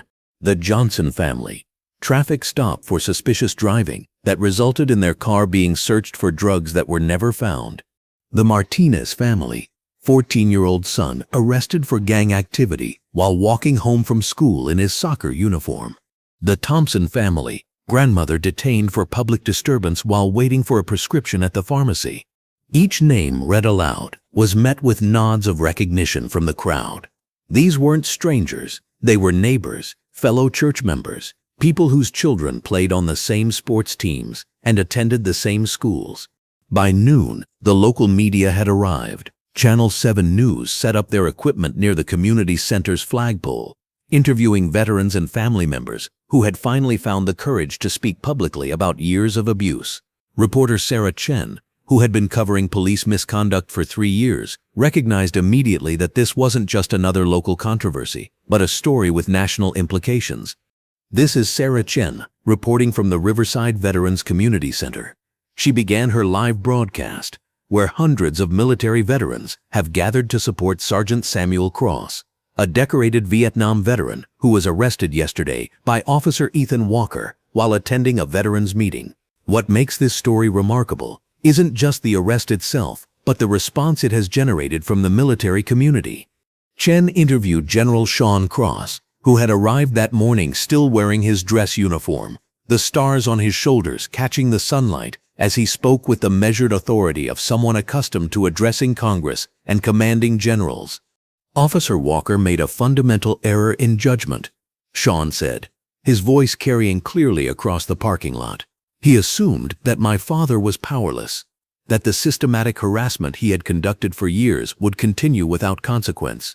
He was wrong. General Cross, Chen asked, "What do you want to see happen as a result of this incident?" "I want to see justice," Sean replied. "Not just for my father, but for every family that Officer Walker has terrorized, every victim who has been afraid to speak out, every community member who has been targeted because they didn't fit his definition of what Americans should look like." The interview was broadcast live across 3 states and picked up by national networks within hours. By evening, CNN, MSNBC, and Fox News were all covering the story, each approaching it from their own political perspectives, but unable to ignore the fundamental facts. A decorated war hero had been arrested for existing while black, and his Pentagon general son was demanding federal intervention. The police union's response came at 3 p.m. through their attorney, Frank Morrison, no relation to Tom Morrison. Standing outside the police station with Officer Walker conspicuously absent, Morrison delivered a statement that would later be described as tone-deaf and inflammatory by political commentators across the spectrum. Officer Walker was conducting a routine investigation based on legitimate complaints from community members, Morrison declared. The suggestion that this incident was racially motivated is both unfair and dangerous to the men and women who risk their lives to protect this community. The statement was immediately contradicted by the federal evidence that had been leaked to media outlets. Walker's text messages, his computer files, and his documented pattern of misconduct made the union's defense appear not just wrong, but willfully blind to obvious racism. By Saturday evening, the community response had evolved from a local gathering into a national movement. Veterans organizations from across the country issued statements of support for Samuel Cross. The American Legion, Veterans of Foreign Wars, Iraq and Afghanistan Veterans of America, and dozens of smaller organizations condemned Walker's actions and demanded accountability. Social media amplified the story beyond traditional news coverage. Justice for Samuel Cross began trending on Twitter, with thousands of veterans sharing their own stories of discrimination and police misconduct. The brown leather jacket became a symbol, with veterans across the country posting photos of themselves wearing similar jackets, with captions like, "I am Samuel Cross," and "Veterans deserve respect, not handcuffs." The most powerful social media response came from an unexpected source, Colonel Patricia Hayes, the highest-ranking black female officer in the Army, who posted a photo of herself with Samuel Cross from a veterans event 3 years earlier. "Sergeant Samuel Cross taught my father how to survive Vietnam," Colonel Hayes wrote. "He taught me how to survive the Army. Yesterday, he was arrested for having coffee with fellow veterans. This is what systemic racism looks like, and this is why we still have work to do."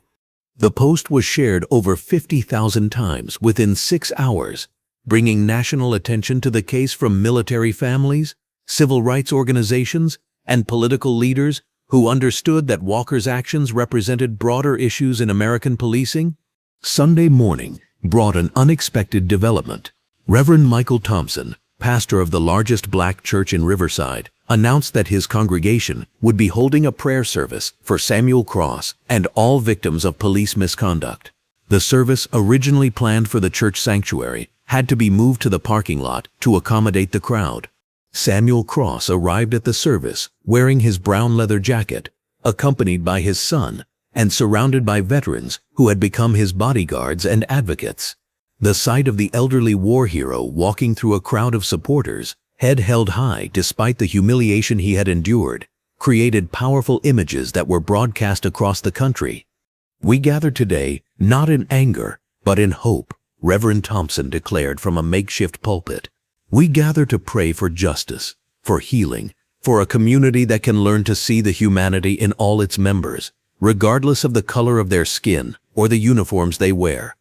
The service included testimonials from Walker's other victims, many of whom were speaking publicly for the first time. Maria Santos, a nurse whose husband had been arrested for suspicious behavior while walking their dog, spoke through tears about the fear her family had lived with for months.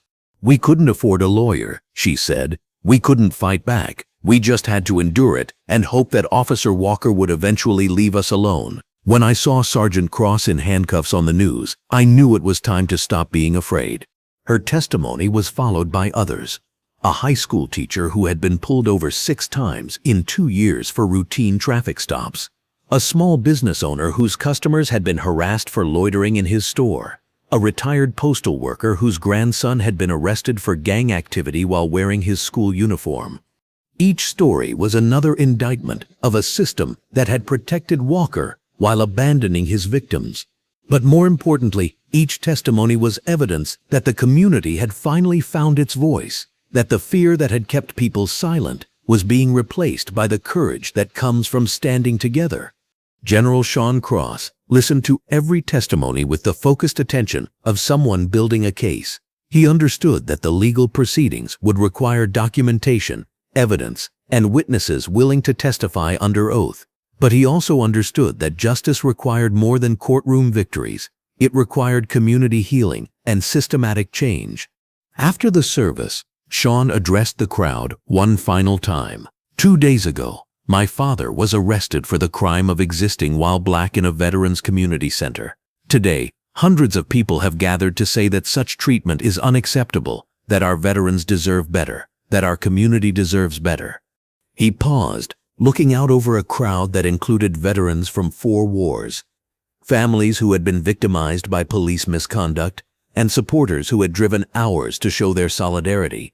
Officer Walker thought he was targeting a powerless old man, Sean continued. Instead, he exposed a system of abuse that this community is no longer willing to tolerate. The federal investigation will ensure that legal justice is served. But this gathering, this community response, this refusal to remain silent, this is how we ensure that such injustice never happens again. The crowd's response was not applause, but something deeper.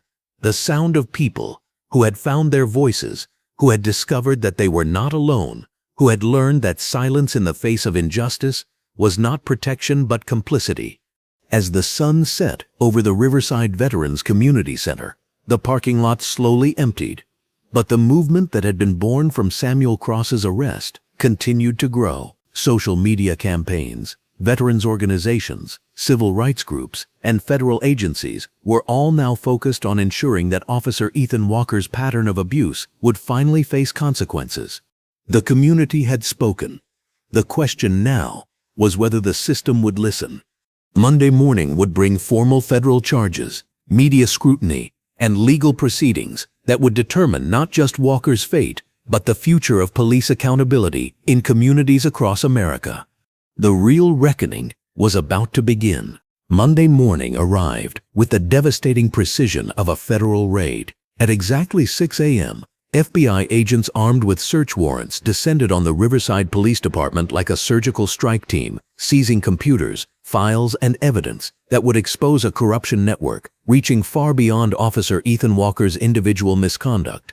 Agent Patricia Williams led the operation with the methodical thoroughness of someone who had spent 8 months building an airtight case. As federal agents carried boxes of evidence from the police station, local officers watched in stunned silence, finally understanding that their culture of impunity was about to face the full weight of federal justice. Police Chief Robert Davidson arrived to find his department occupied by federal agents and his career hanging by a thread, thinner than the alibis he had been constructing for problematic officers over the past decade. The chief's first instinct was damage control, but Agent Williams made it clear that the time for cover-ups had ended. "Chief Davidson," Williams announced as she served him with a federal subpoena, "this department is now under federal investigation for systematic violations of civil rights, conspiracy to obstruct justice, and failure to supervise officers with documented patterns of misconduct. I strongly advise you to contact an attorney." Davidson's face went ashen as he realized the scope of what the FBI had uncovered. Walker's computer files, text messages, and communication with other officers had revealed a network of racist officers who had been operating with departmental protection for years. The evidence wasn't just about individual bad actors. It documented institutional failure at every level of command. In the department's main conference room, federal agents had set up a command center with whiteboards, evidence charts, and computer terminals displaying the interconnected web of corruption they had discovered. The picture that emerged was damning in its scope and systematic in its execution. Officer Dale Morrison, Walker's closest friend on the force, had been documented making racially motivated arrests in coordination with Walker. Sergeant Mike Collins had been covering for both officers by refusing to investigate complaints and intimidating witnesses. Lieutenant Sarah Jackson had been falsifying incident reports to protect the unit from accountability. But the corruption went higher than anyone had initially suspected. Captain Frank Williams, no relation to Agent Williams, had been systematically reassigning officers who reported misconduct, effectively silencing internal whistleblowers, and protecting the racist officers under his command. The evidence room yielded even more disturbing discoveries. Body camera footage that had allegedly malfunctioned during controversial arrests was found on backup servers, showing clear evidence of excessive force and racial profiling. Dashcam recordings that had been reported as corrupted were recovered by federal digital forensics experts, revealing conversations between officers that would make headline news across the country. One recovered audio file captured Walker and Morrison discussing their strategy for intimidating minority residents. "The key is to make them understand they don't belong here," Walker could be heard saying. "Regular stops, routine harassment, make them feel uncomfortable enough that they move somewhere else." "What about complaints?" Morrison asked. "Collins takes care of complaints. Jackson takes care of reports. Williams takes care of anyone who asks too many questions." Walker replied with audible confidence, "The system protects us as long as we don't do anything stupid enough to get federal attention." The irony of Walker's final statement wasn't lost on Agent Williams as she listened to the recording. By arresting Samuel Cross in front of his Pentagon general's son, Walker had done exactly what he had warned against, attracted federal attention that would expose the entire network. At 10 a.m., FBI agents executed search warrants at the homes of 5 officers, including Walker, Morrison, Collins, Jackson, and Captain Williams. The evidence recovered from their personal residences was even more damaging than what had been found at the station. Walker's home computer contained hundreds of files related to white supremacist ideology, including detailed plans for cleansing minority communities through systematic police harassment. His personal communications revealed connections to hate groups that the FBI had been monitoring for domestic terrorism activities. Morrison's garage contained Confederate memorabilia and weapons that were not registered through proper law enforcement channels. His text message history showed coordination with extremist groups planning rallies designed to intimidate minority communities. The most shocking discovery came from Captain Williams's home office. Federal agents found detailed files on community leaders, civil rights activists, and problem citizens who had filed complaints against his officers. The files contained personal information, family details, and strategies for intimidation that went far beyond normal police intelligence gathering. By noon, the story had exploded across national media. CNN led with breaking news coverage, showing FBI agents carrying evidence boxes from the police station. MSNBC provided detailed analysis of the federal charges being prepared. Fox News, despite its typically pro-police editorial stance, could not defend the documented evidence of racist conspiracy. The White House press secretary was forced to address the situation during the daily briefing. "The president condemns any form of systematic racism in law enforcement," she announced. "Federal agencies have his full support in ensuring that justice is served and that reforms are implemented to prevent such abuse from occurring again." Senator Elizabeth Warren issued a statement calling for comprehensive police reform. "The systematic racism documented in Riverside represents failures that exist in departments across America. We need federal oversight, mandatory training, and accountability measures that ensure all citizens receive equal protection under the law." Even conservative politicians found themselves unable to defend the documented evidence. Senator Ted Cruz, typically a strong supporter of law enforcement, tweeted, "No veteran who served our country should face harassment from the officers sworn to protect them. Justice must be served." Mayor Jennifer Hayes called an emergency city council meeting to address the crisis. The council chambers were packed with residents, veterans, and media representatives who had come to witness what many were calling the most important municipal meeting in the city's history.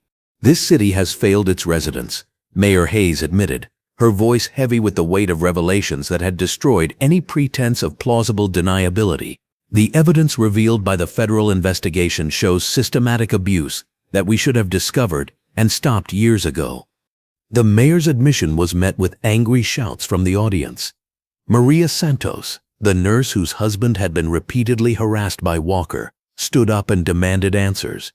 "How could you not know?" she asked, her voice carrying across the chamber. "Dozens of families filed complaints. We documented incidents. We begged for help. How could you not know?" Council member Robert Kim, who had been on the council for 8 years, shifted uncomfortably before responding. "Mrs. Santos, we relied on the police department's internal investigation procedures. We trusted Chief Davidson's assurances that complaints were being properly addressed."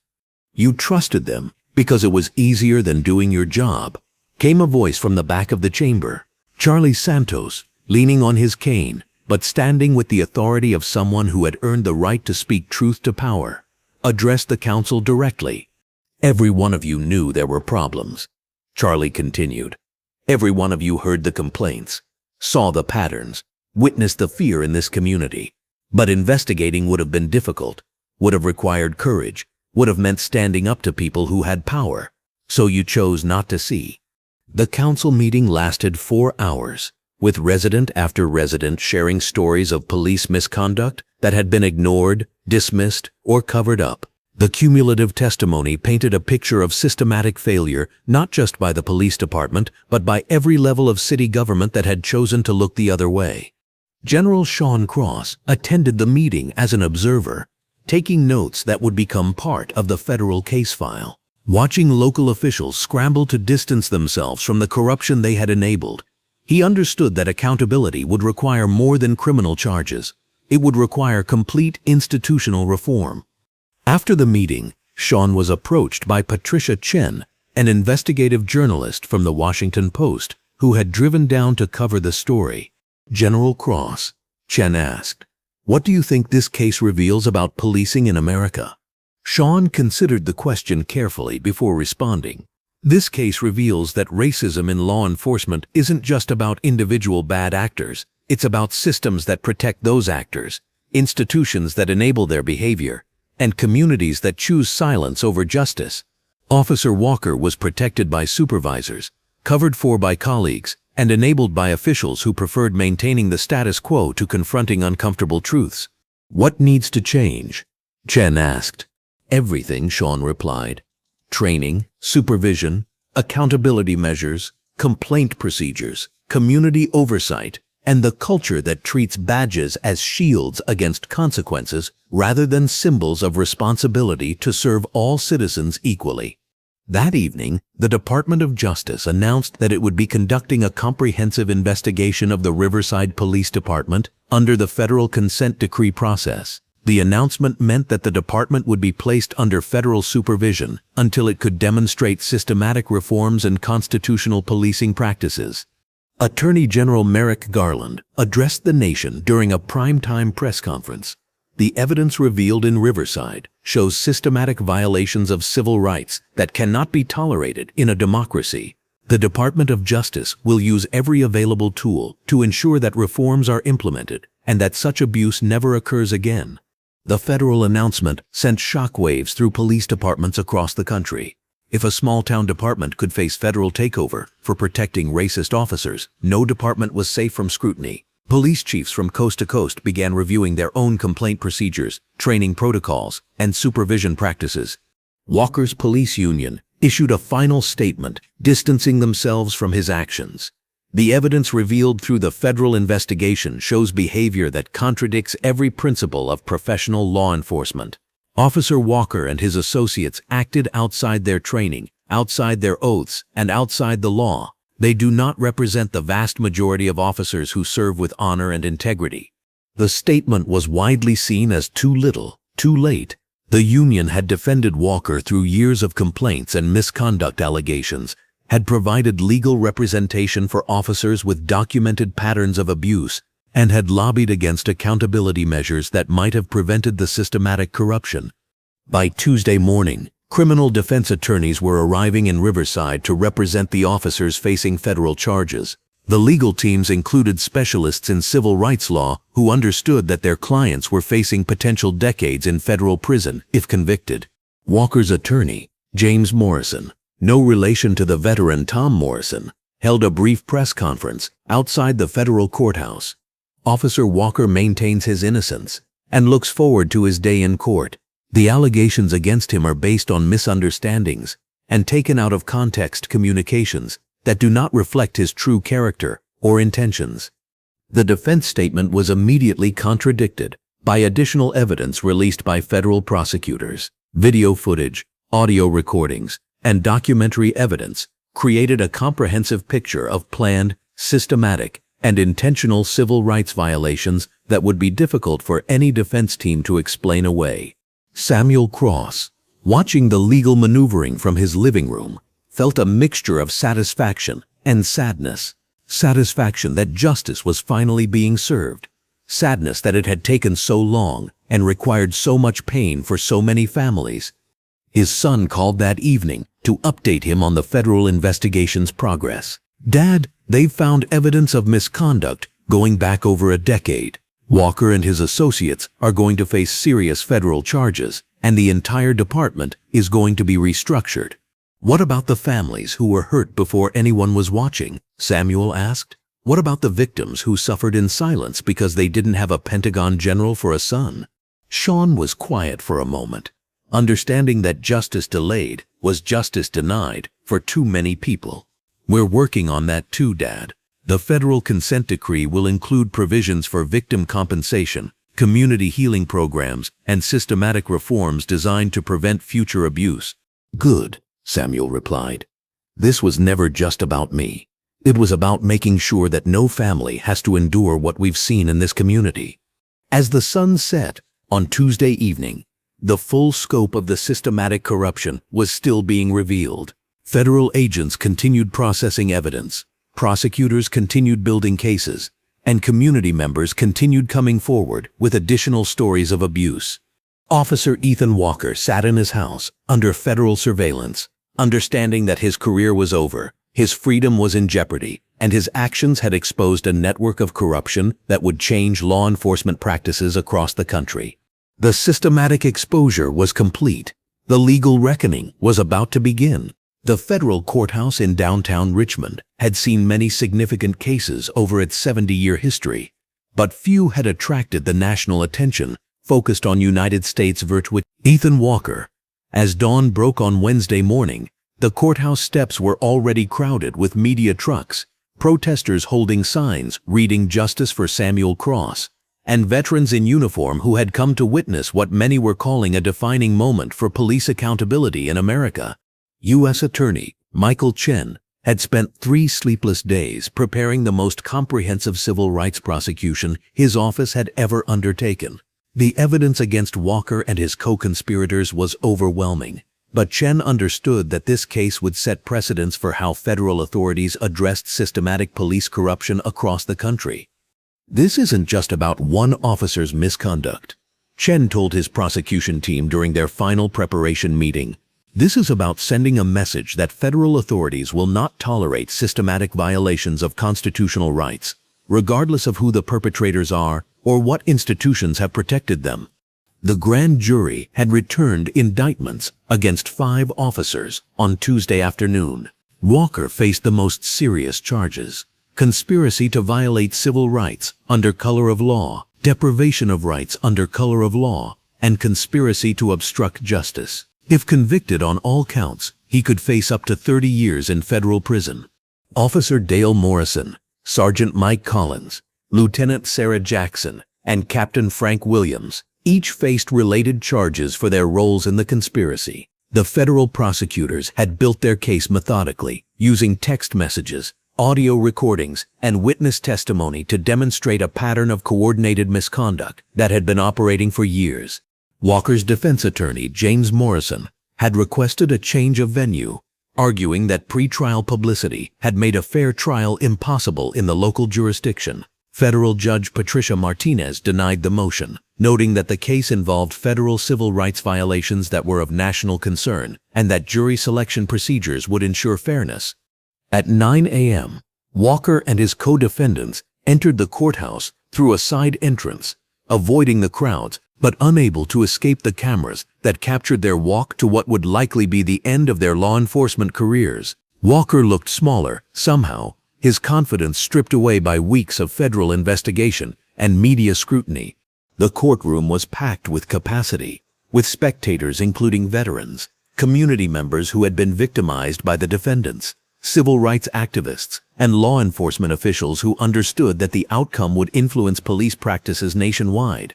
General Sean Cross sat in the front row, wearing his dress uniform, as a reminder that this case involved an attack on military families and American veterans. Beside him, Samuel Cross wore his brown leather jacket, with the quiet dignity that had sustained him through decades of discrimination and 3 days of intensive preparation for his testimony. Judge Martinez called the court to order, with the gravity appropriate to the historic nature of the proceedings. "Ladies and gentlemen," she announced, "we are here to adjudicate charges of systematic civil rights violations that allegedly occurred over a period of several years. This court will ensure that all defendants receive fair treatment under the law, while holding accountable those who violated their oaths to protect and serve all citizens equally." U.S. Attorney Chen delivered an opening statement that was both precise in its legal arguments and powerful in its moral clarity. The evidence will show that Officer Ethan Walker and his co-conspirators operated a systematic campaign of intimidation and harassment, targeting minority residents of this community. They used their badges not as symbols of protection, but as weapons of oppression. Chen walked the jury through the documented evidence: text messages revealing racist planning, audio recordings showing coordinated harassment, video footage demonstrating excessive force, and witness testimony from dozens of victims who had finally found the courage to speak publicly about years of abuse. The defendants will argue that these were isolated incidents, misunderstandings, or actions taken within the scope of legitimate police work. Chen continued, "The evidence will prove otherwise. The evidence will show that these officers conspired to deny constitutional rights to citizens based solely on their race, and that they did so with the knowledge and protection of their supervisors." Walker's defense attorney, James Morrison, delivered a counter-argument that focused on the challenges of police work and the difficulty of making split-second decisions in dangerous situations. "Officer Walker has served this community for 12 years, Morrison argued. "He has faced dangerous situations, protected citizens from crime, and made difficult decisions under pressure. The prosecution wants to criminalize police work itself by second-guessing decisions made in the field." The defense strategy was immediately undermined by the strength of the federal evidence. Morrison's arguments about split-second decisions couldn't explain away text messages planning systematic harassment or audio recordings discussing strategies for intimidating minority families. The prosecution's first witness was FBI agent Patricia Williams, who walked the jury through the digital evidence that had been recovered from the defendant's computers and phones. The evidence was displayed on large screens, allowing the jury to read the racist communications in the defendant's own words. This text message thread shows Officer Walker coordinating with Officer Morrison to conduct repeated traffic stops of the Martinez family, Agent Williams testified. The stated purpose was not law enforcement, but intimidation. Walker wrote, "Keep stopping them until they get the message and move somewhere else." Agent Williams presented email communications between Captain Williams and his supervisors, discussing strategies for protecting problematic officers from accountability. Captain Williams wrote to Police Chief Davidson, "We need to be more careful about which complaints get investigated and which ones disappear. The wrong kind of attention could bring federal scrutiny." The prosecution then called Maria Santos, the nurse whose husband had been repeatedly harassed by Walker. Her testimony was emotional but precise, describing years of fear and intimidation that had affected her entire family. "Officer Walker would follow my husband home from work," she testified, her voice steady despite the tears in her eyes. "He would sit outside our house in his patrol car, watching our children play in the yard. When I called to complain, I was told that officers had the right to patrol any neighborhood they chose." The defense's cross-examination of Mrs. Santos was brief and respectful, recognizing that attacking a sympathetic witness would only alienate the jury. Morrison focused on the difficulty of proving intent, suggesting that Walker's actions might have been motivated by legitimate security concerns rather than racial animus. The prosecution's strategy became clear as they called witness after witness, each one describing similar patterns of harassment, intimidation, and abuse. The cumulative testimony created an overwhelming picture of systematic misconduct that could not be explained away as misunderstandings or overzealous policing. Marcus Washington testified about his grandson's arrest for suspicious behavior while in his West Point cadet uniform. James Butler described his nephew's detention for loitering while waiting for a bus. Robert Kim explained how Walker had harassed customers at his family's business until their income was significantly reduced. Each testimony was supported by documentary evidence, police reports that had been falsified, complaint forms that had disappeared, and witness statements that had been ignored by supervisors who were supposed to investigate misconduct. On Thursday afternoon, the prosecution called their key witness, Sergeant Samuel Cross. Samuel approached the witness stand with the bearing of someone who had faced enemy fire and Senate hearings, who had been tested by combat and discrimination, who understood that his testimony would be scrutinized by history as well as by the jury. U.S. Attorney Chen's examination was thorough but respectful, allowing Samuel to tell his story in his own words, while ensuring that every legally relevant detail was presented to the jury. "Sergeant Cross," Chen began, "please tell the jury about your military service." Samuel's voice was clear and steady as he described his 2 tours in Vietnam, his Bronze Star for valor, his Purple Heart for wounds sustained in combat, and his decades of service to the veterans community after returning to civilian life. "Please describe the events of Friday afternoon at the Veterans Community Center," Chen requested. Samuel's testimony was devastating in its simplicity.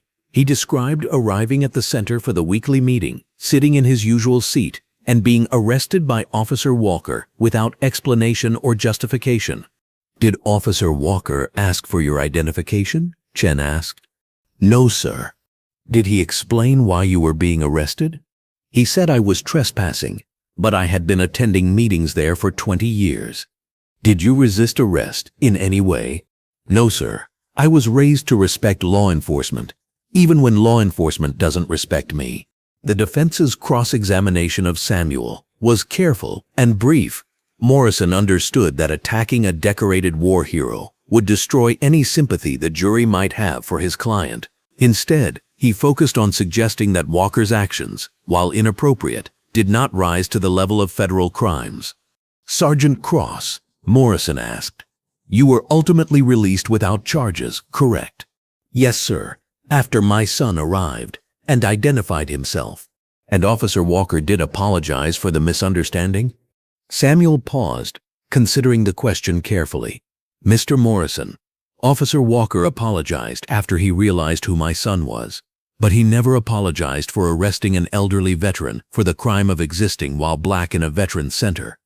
The answer was devastating for the defense, highlighting that Walker's remorse was based on fear of consequences rather than genuine recognition of wrongdoing. General Sean Cross was called as the prosecution's final witness. His testimony focused on the federal investigation he had initiated and the systematic evidence of misconduct that had been uncovered. General Cross, Chen asked, "What did you observe when you arrived at the Veterans Center?" "I observed my father, a decorated combat veteran, standing in handcuffs while Officer Walker prepared to arrest him for sitting in a chair he had occupied every Friday for 20 years. What was your reaction?" Sean paused, choosing his words carefully. "My reaction was that this represented everything wrong with American policing. The assumption that badges grant immunity from accountability, the belief that some citizens deserve protection while others deserve suspicion, and the institutional arrogance that mistakes power for authority." The defense's cross-examination of Sean focused on his use of federal resources to investigate a local police matter. Morrison suggested that the general had overreacted to what should have been handled as a simple misunderstanding. "General Cross," Morrison asked, "don't you think bringing federal agencies into a local dispute was excessive?" Sean's response was measured but firm. "Mr. Morrison, when systematic civil rights violations target American veterans and their families, federal intervention isn't excessive, it's essential. The evidence recovered through our investigation showed that this wasn't a local dispute, but a pattern of federal crimes that required federal prosecution." The prosecution rested their case on Friday afternoon, confident that they had presented overwhelming evidence of guilt. The defense called character witnesses for Walker and his co-defendants, but their testimony was undermined by the documented evidence of racist communications and systematic misconduct. Walker himself did not testify, on advice of counsel who understood that his recorded statements and text messages had already provided enough evidence for conviction. Closing arguments began on Monday morning. U.S. Attorney Chen delivered a summation that was both legally precise and morally compelling.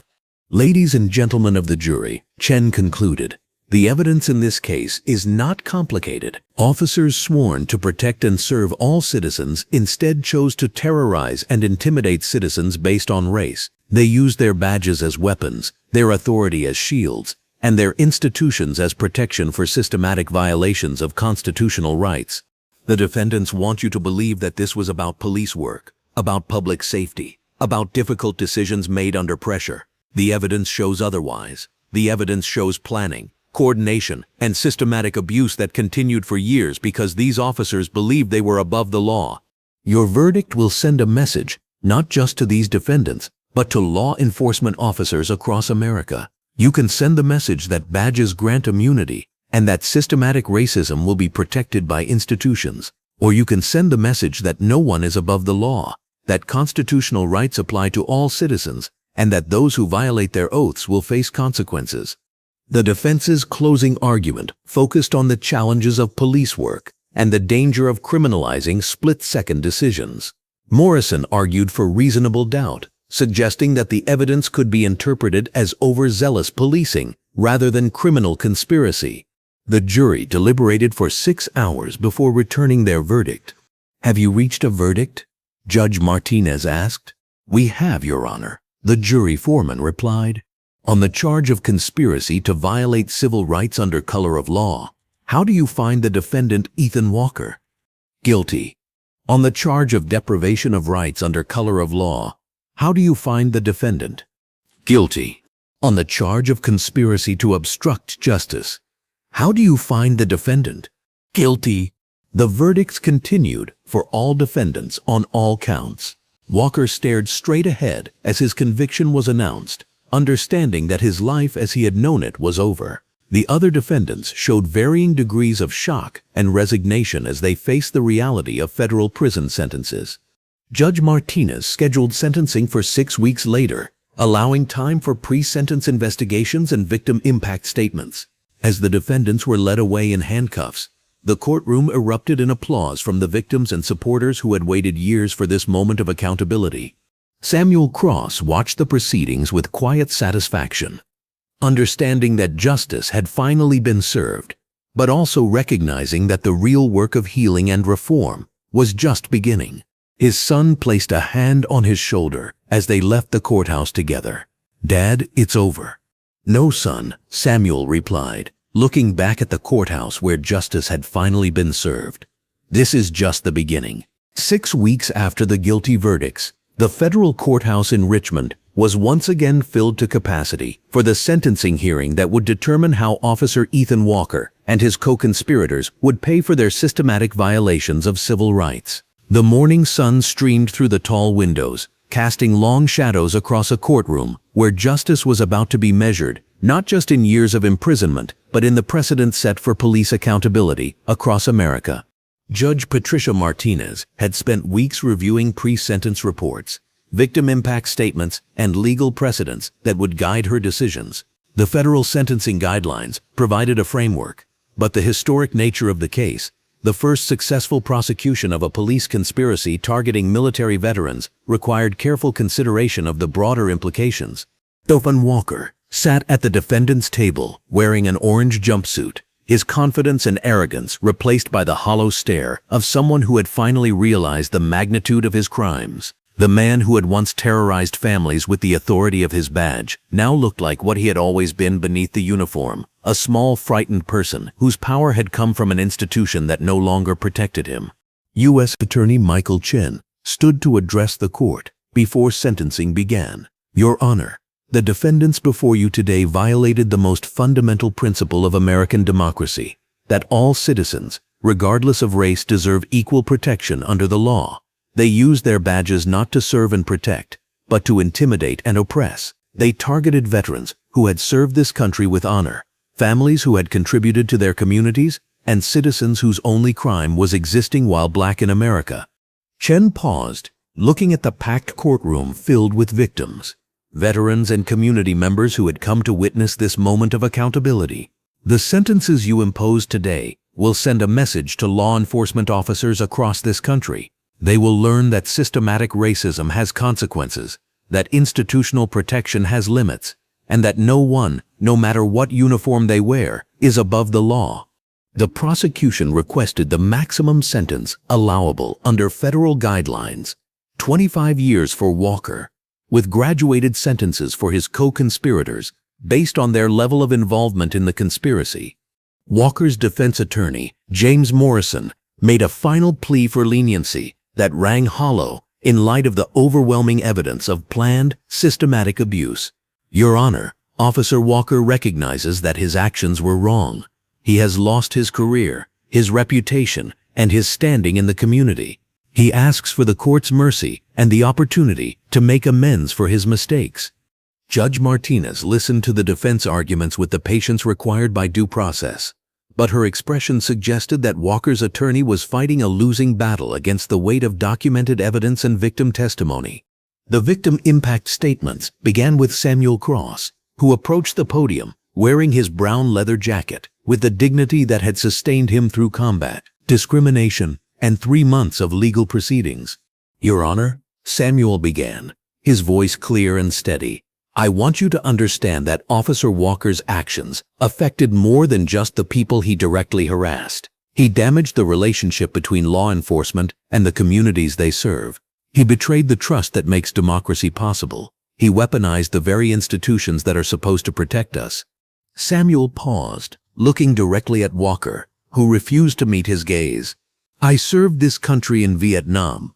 I was wounded in combat defending the Constitution that Officer Walker violated with his badge. I spent decades believing that America would eventually live up to its promises of equal justice. Officer Walker's actions were an attack not just on me but on that belief, on that hope, on the idea that progress is possible." Samuel's testimony continued for 10 minutes, describing not just the personal humiliation of being arrested in front of his fellow veterans, but the broader damage done to community trust, veteran relationships, and the promise of equal treatment under law. However, Samuel concluded, "I also want the court to know that justice has been served." The federal investigation exposed systematic corruption that had been hidden for years. Families who suffered in silence finally found their voices. A community learned that it could stand up to abuse and demand accountability. Officer Walker thought he was targeting a powerless old man. Instead, he exposed a system of oppression that this community is no longer willing to tolerate. Maria Santos followed Samuel to the podium, describing years of fear that had affected her entire family.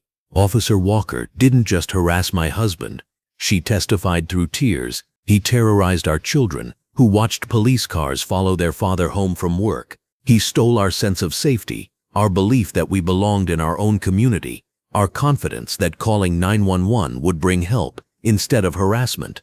Marcus Washington spoke about his grandson's arrest while wearing his West Point cadet uniform. "Officer Walker tried to destroy a young man's military career before it began, targeting him for achieving exactly what we want our children to achieve: service to country, academic excellence, and leadership preparation." James Butler described his nephew's trauma from being arrested for loitering while waiting for a bus. "That 16-year-old boy now has panic attacks when he sees police officers." Officer Walker didn't just violate his civil rights, he stole his trust in the institutions that are supposed to protect him. One by one, 23 families shared their stories of systematic harassment, intimidation, and abuse. Each testimony was another piece of evidence that Walker's crimes weren't isolated incidents, but part of a calculated campaign of terror targeting minority residents. The cumulative impact was devastating. By the time the victim statements concluded, even Walker's defense attorney looked shaken by the scope of damage his client had inflicted on the community. Judge Martinez called a brief recess before announcing her sentencing decisions. During the break, General Sean Cross met with the victims' families, thanking them for their courage in coming forward and promising continued federal oversight to ensure that such abuse never happened again. "Your testimony today wasn't just about seeking justice for past wrongs," Sean told the assembled families. "It was about creating precedents that will protect other communities, other families, other victims who might face similar abuse.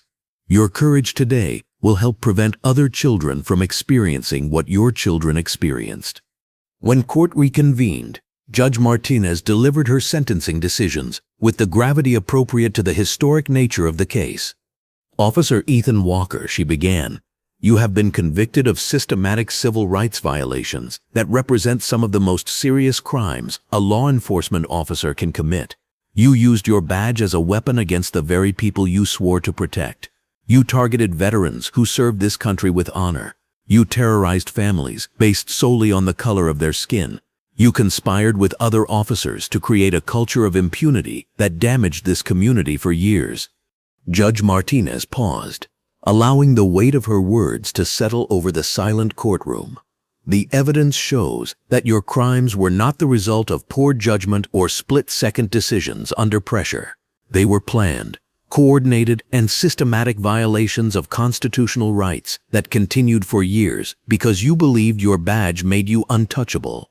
The court sentences you to 23 years in federal prison, followed by 5 years of supervised probation. You are permanently barred from any law enforcement position and ordered to pay restitution to your victims in the amount of $2.3 million. The sentence was met with audible gasps from the courtroom. 23 years was among the longest sentences ever imposed for police civil rights violations, sending a clear message that federal authorities would not tolerate systematic racism in law enforcement. Officer Dale Morrison received 15 years. Sergeant Mike Collins received 12 years. Lieutenant Sarah Jackson received 10 years. And Captain Frank Williams received 18 years. Each sentence was accompanied by restitution orders and permanent bars from law enforcement careers. As the defendants were led away in shackles, the courtroom erupted in applause from victims and supporters who had waited years for this moment of accountability. Samuel Cross watched Walker's final exit with quiet satisfaction, understanding that justice had finally been served. Outside the courthouse, U.S. Attorney Chen held a press conference that was broadcast live across the country. Today's sentences send a clear message that systematic racism in law enforcement will face the full weight of federal prosecution. No community should have to endure what the residents of Riverside experienced. No veteran should be targeted for harassment after serving their country with honor. The sentences made national headlines, with legal experts calling them precedent-setting victories for civil rights enforcement. CNN led with the story for 3 days, interviewing Samuel Cross, legal scholars, and civil rights activists who explained the broader implications for police accountability. The Riverside Police Department, meanwhile, was undergoing comprehensive reforms under federal oversight. New Chief Maria Rodriguez, a reform-minded leader brought in from outside the department, was implementing training programs, accountability measures, and community engagement initiatives designed to rebuild trust with the residents who had been victimized for years. The old culture is gone, Chief Rodriguez announced during her first community meeting. We're building a new department based on constitutional policing, community partnership, and equal treatment for all residents. The officers who enabled Walker's misconduct are no longer with this department. The supervisors who covered up complaints have been removed. We're starting fresh with a commitment to earning back the trust we lost. The federal consent decree required comprehensive changes: mandatory body cameras that couldn't be disabled, civilian oversight of complaint investigations, regular federal audits of police practices, and community input on policy development.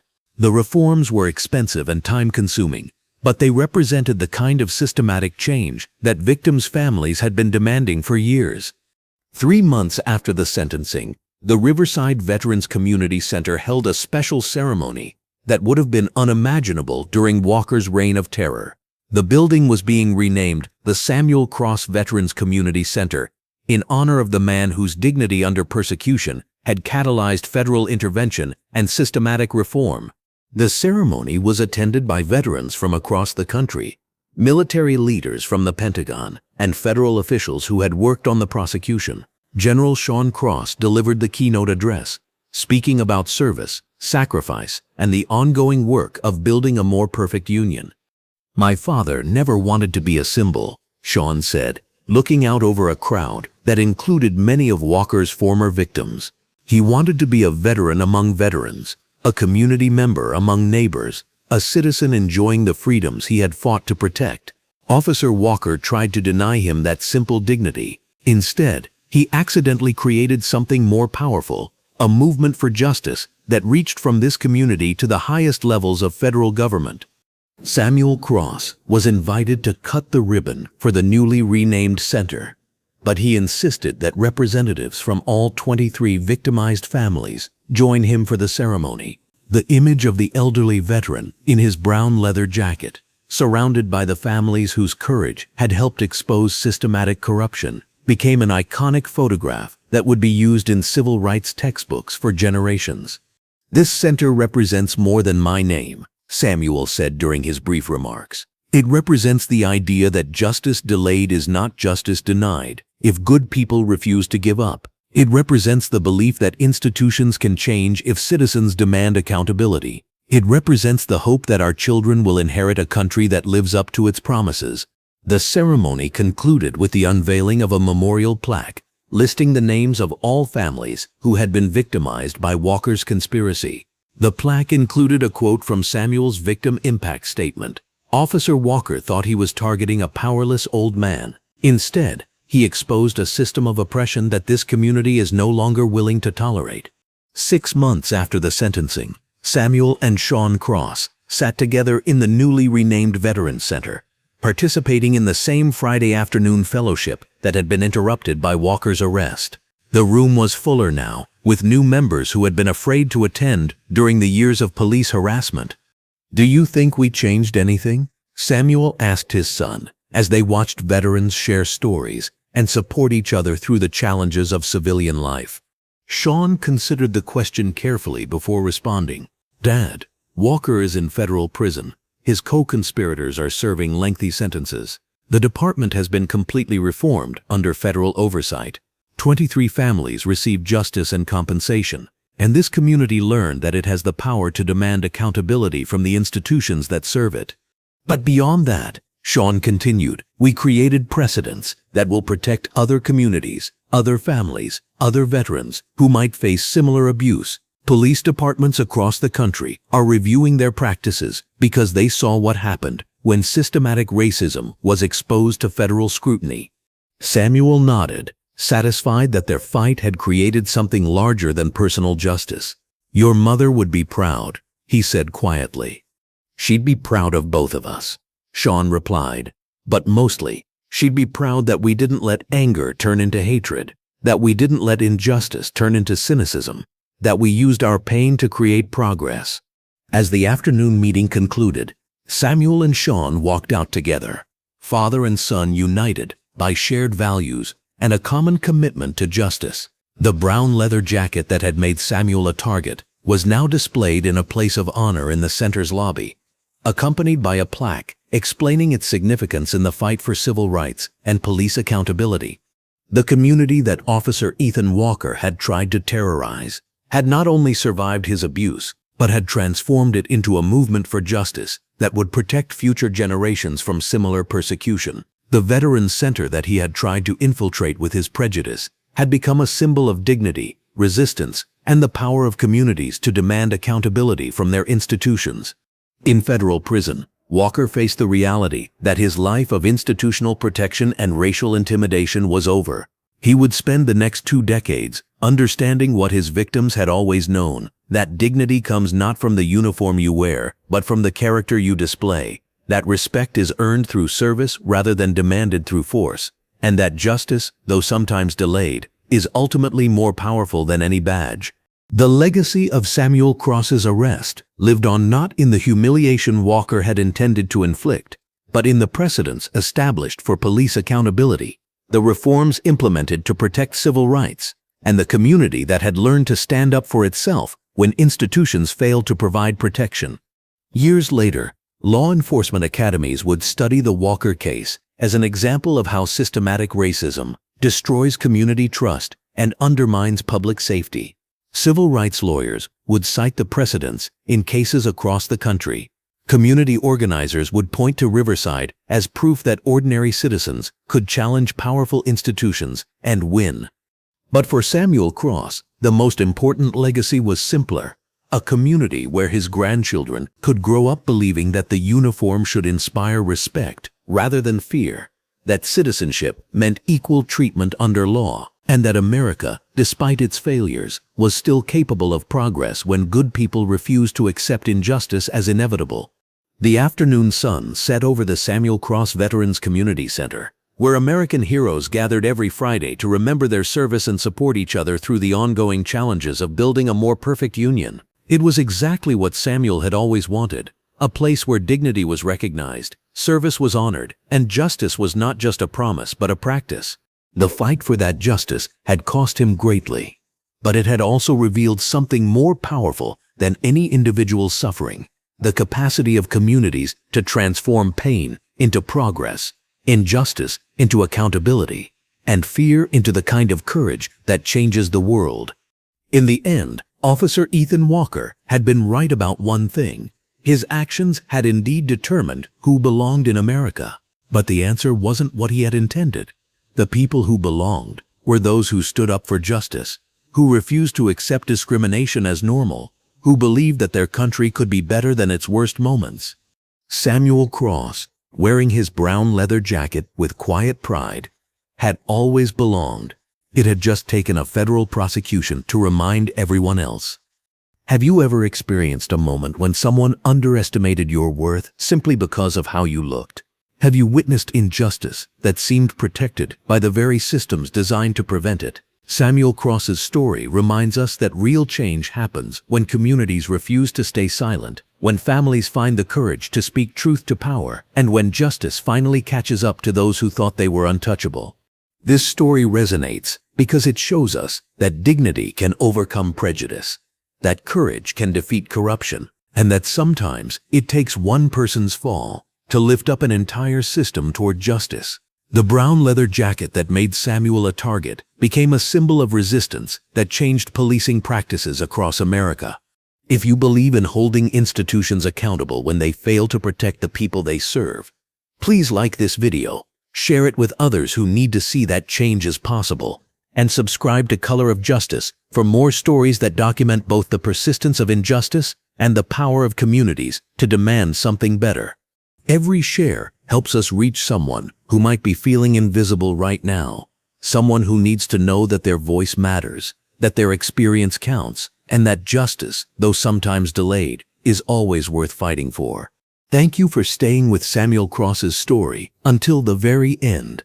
Stories like this matter because they remind us that democracy works best when citizens refuse to accept inequality as inevitable, when veterans receive the respect they've earned through service, and when the promise of equal justice under law becomes a reality rather than just words on a courthouse wall.